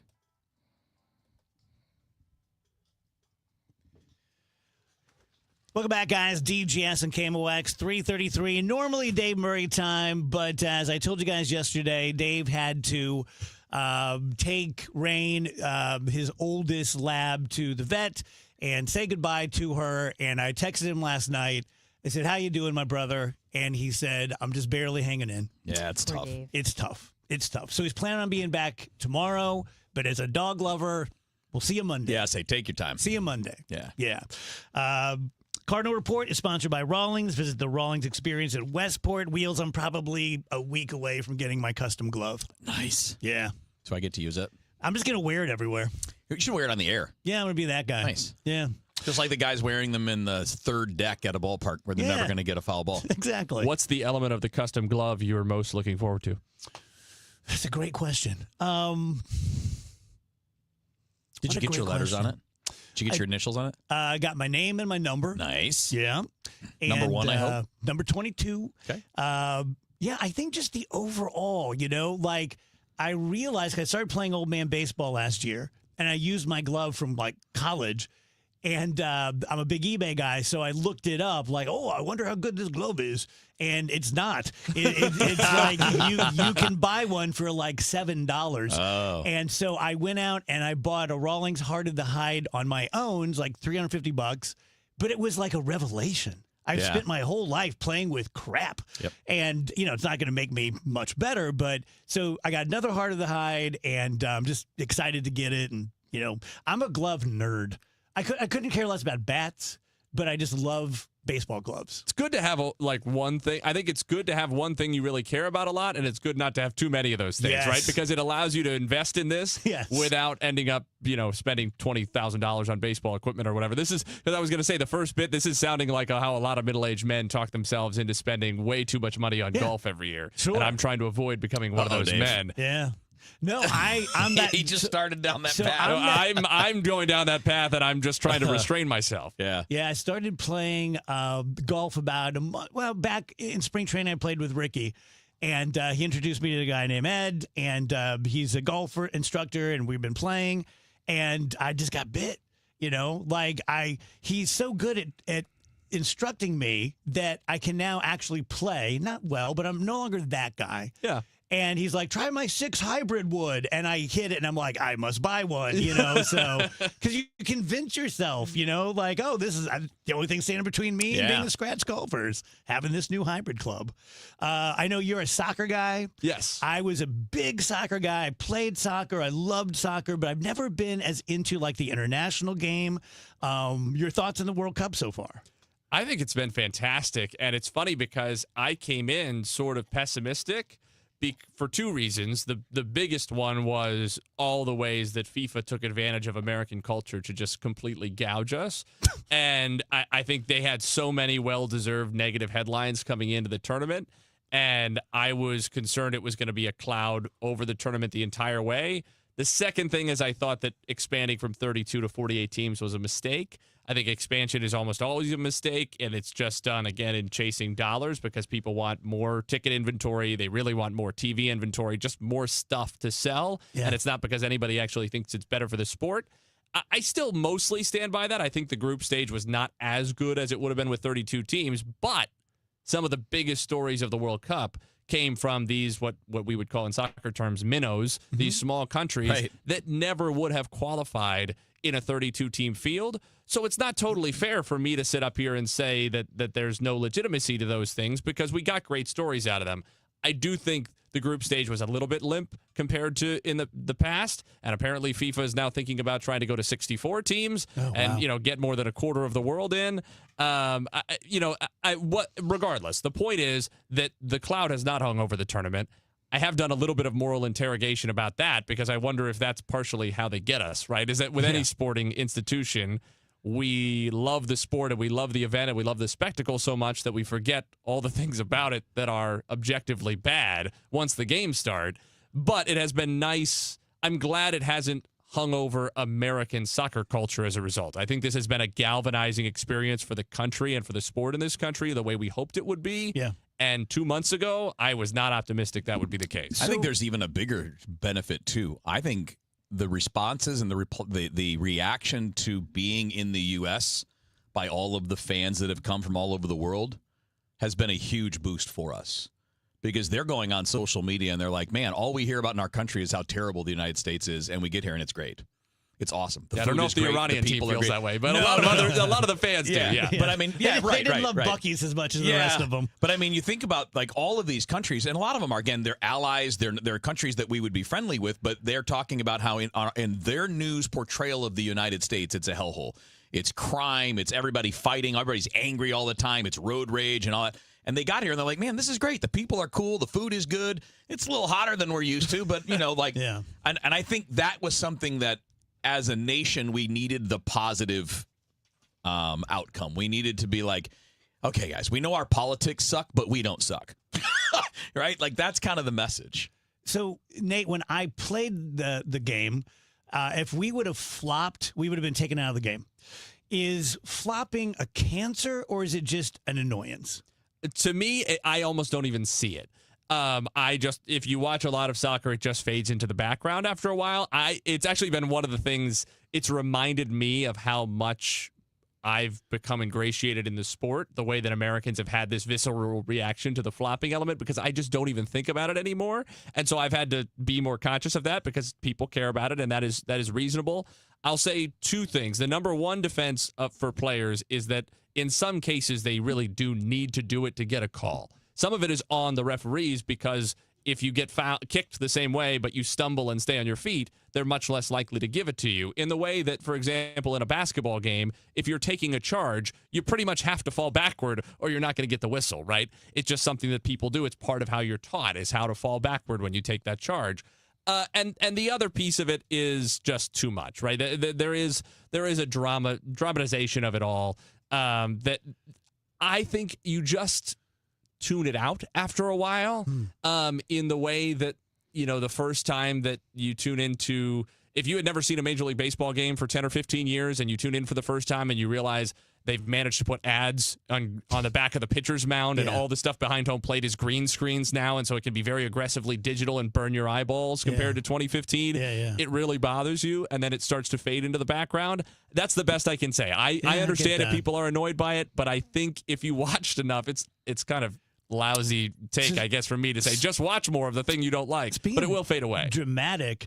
I've been surprised with just how absolute drama soccer is, right? Like, it would be like going to a baseball game and for 9 innings, people are screaming at each other. And you know what I mean? It's like I didn't realize, because most people think that soccer, I disagree because I played it, but they think it's a very boring sport and, someone's going to win 1-0. But it is the most dramatic, boring sport you're ever going to watch. Imagine so I don't want to sell other countries short because they have other sports that they play and care about to varying degrees in different countries.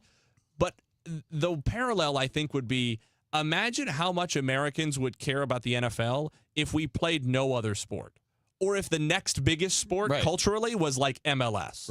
Right? Not to say that MLS is not profitable and relevant and that people don't care about it, but it's a way, way, way, way, way down from the NFL. And there are 3 professional sports leagues plus college football and probably college men's basketball. Golf and car racing. And that all slot in between or around MLS. Yeah. Imagine if none of those existed and all of that was concentrated in the NFL.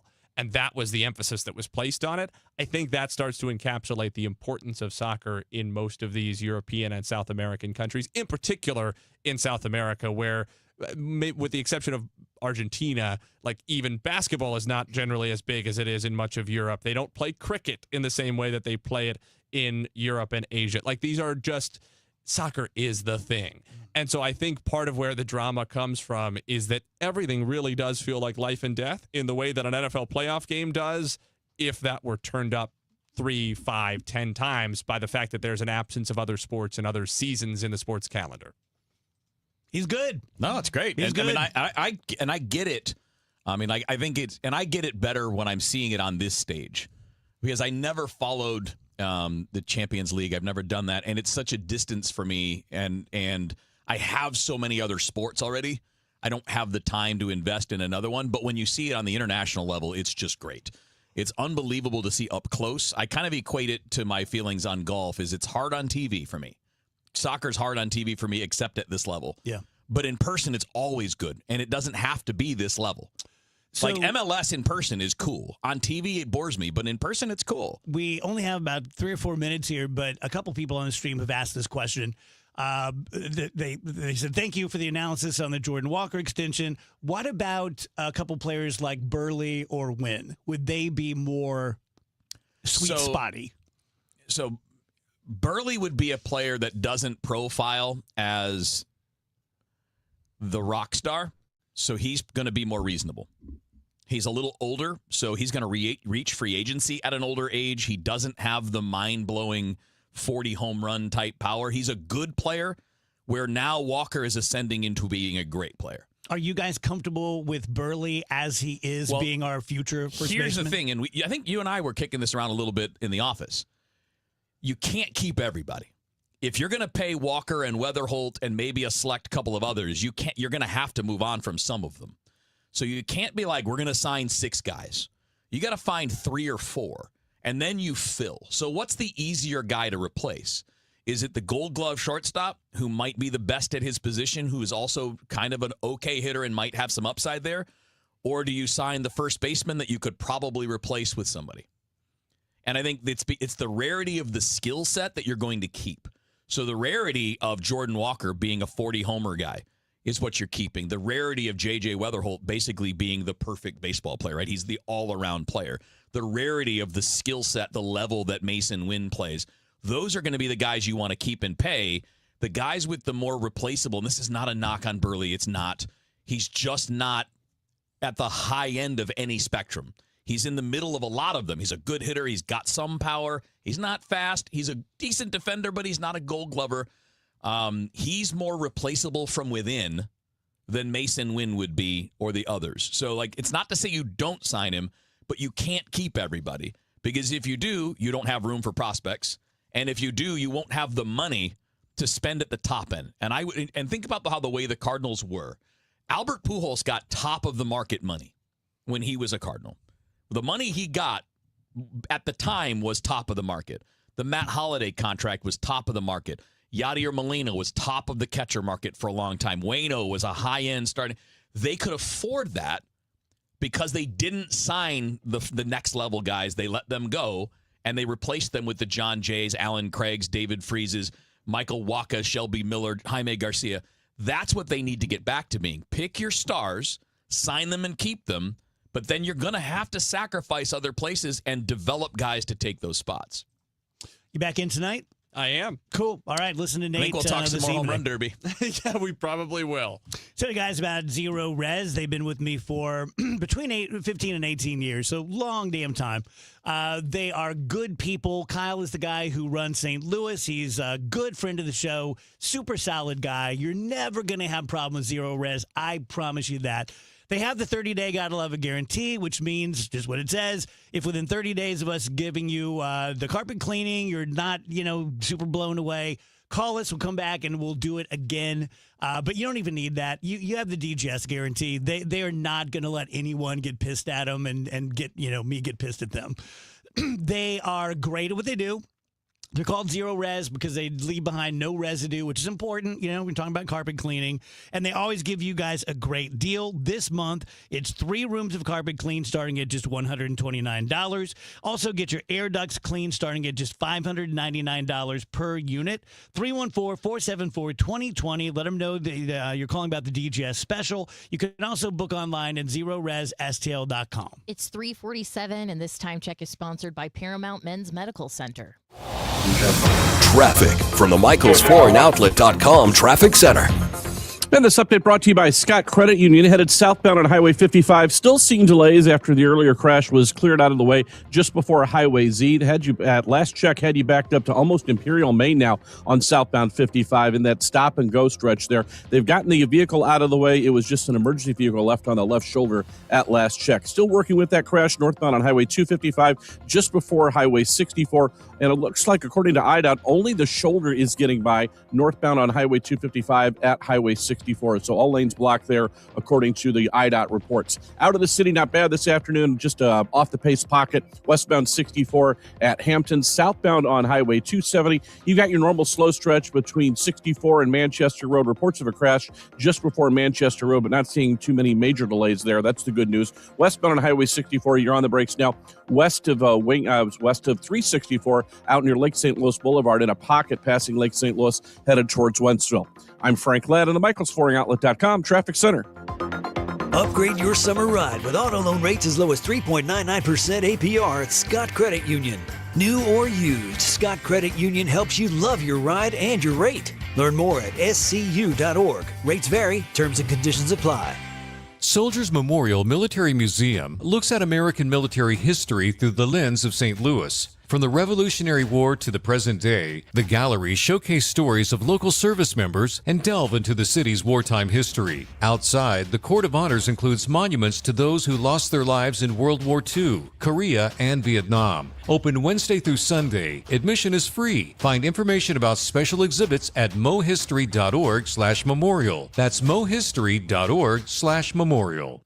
The financial industry is getting rich on baby boomers. Don't be their next victim. Find out the truth of what's really going on in the retirement industry. Join Greg Ayler Saturdays at 1 on Fire Your Financial Advisor. Let me tell you something about insurance. When you sign your insurance policy, for some brokers, that's the finish line. Handshake, commission, done. Then you may not hear from them again until it's time for renewal. But your business runs all year, so do the gaps and the risk. So go to supersure.com. If your company has more than 25 employees, whether you're the owner, CFO, or HR manager, it can be too complex to just go buy a policy online. Supersure is the super agency built for you, licensed in every state for your business insurance and employee benefits, all with year-round support for you and your team. At supersure.com, you can access tools like fine print facts. It'll translate your current policy into plain English so you see what's covered and what's not.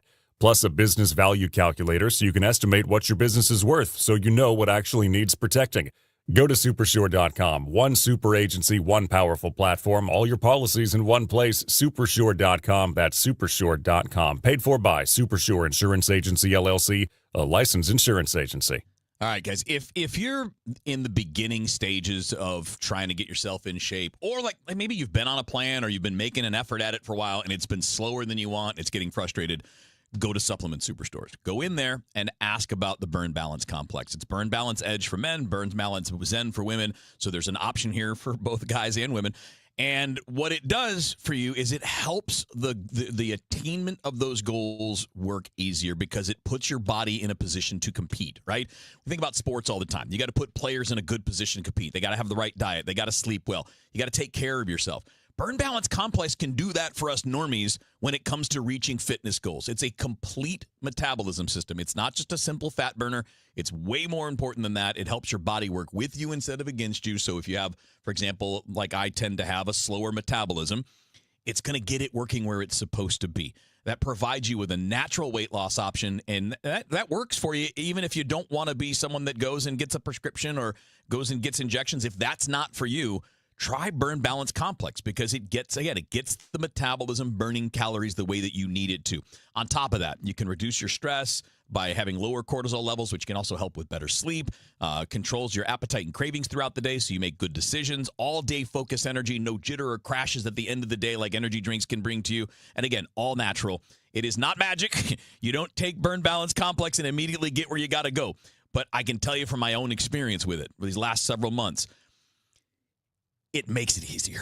And you know fitness is hard. If it was easy, then everybody would be in great shape. Everybody would weigh what they want to weigh. They would have the strength that they want to have, and it's not easy. Burn Balance Complex makes it easier. So get out to Supplement Superstores. Tell them Kevin Wheeler sent you, and they'll knock 30% off the Burn Balance Complex. All you need to do is find a location at supplementsuperstores.com.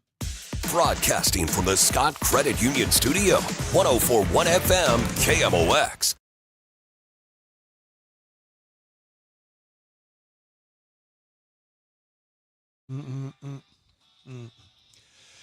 Welcome back, DGS. Most Tuesdays at 4 p.m. we have the Think Tank. Today we have Kurt Barr and Jeff Rainford. Lots of stuff to talk about nationally and locally. God. What's wrong, Dave? I can't stand the sight of Will Ferrell anymore. Oh, no. I'm not going to lie. I've always loved Will Ferrell, but it's getting hard. Oh, my God. Maybe no one has made me laugh more than him during the past 20 years. Yeah. He's clearly gifted. Yep. He had made great movies, was great on SNL. I loved Will Ferrell. Mm-hmm. But this latest iteration of Will Ferrell, where he just seems so thirsty and he's doing bad movies and he keeps showing up in character for that bad movie, and he did the home run derby last night and Oh, did he? Well, he was a part of like the surrounding festivities because his movie's a Netflix movie. The Hawk. Yeah. So basically, it's like actually Talladega Nights, but set in golf. Oh, yeah, that's exactly how I describe it, too. It's actually a television series. I thought it was a movie, too, but I'm looking at the Wikipedia article here. Yeah, it just, I grew up loving Will Ferrell as well, but you got to diversify a little bit, man. Yeah. Well, he's done some serious movies that he's got good reviews for, but his public persona is the same. And it's just kind of the older he gets, the weirder it gets. Yeah. Good way of putting it. It's 3:54. This time check is brought to you by Paramount Men's Medical Center.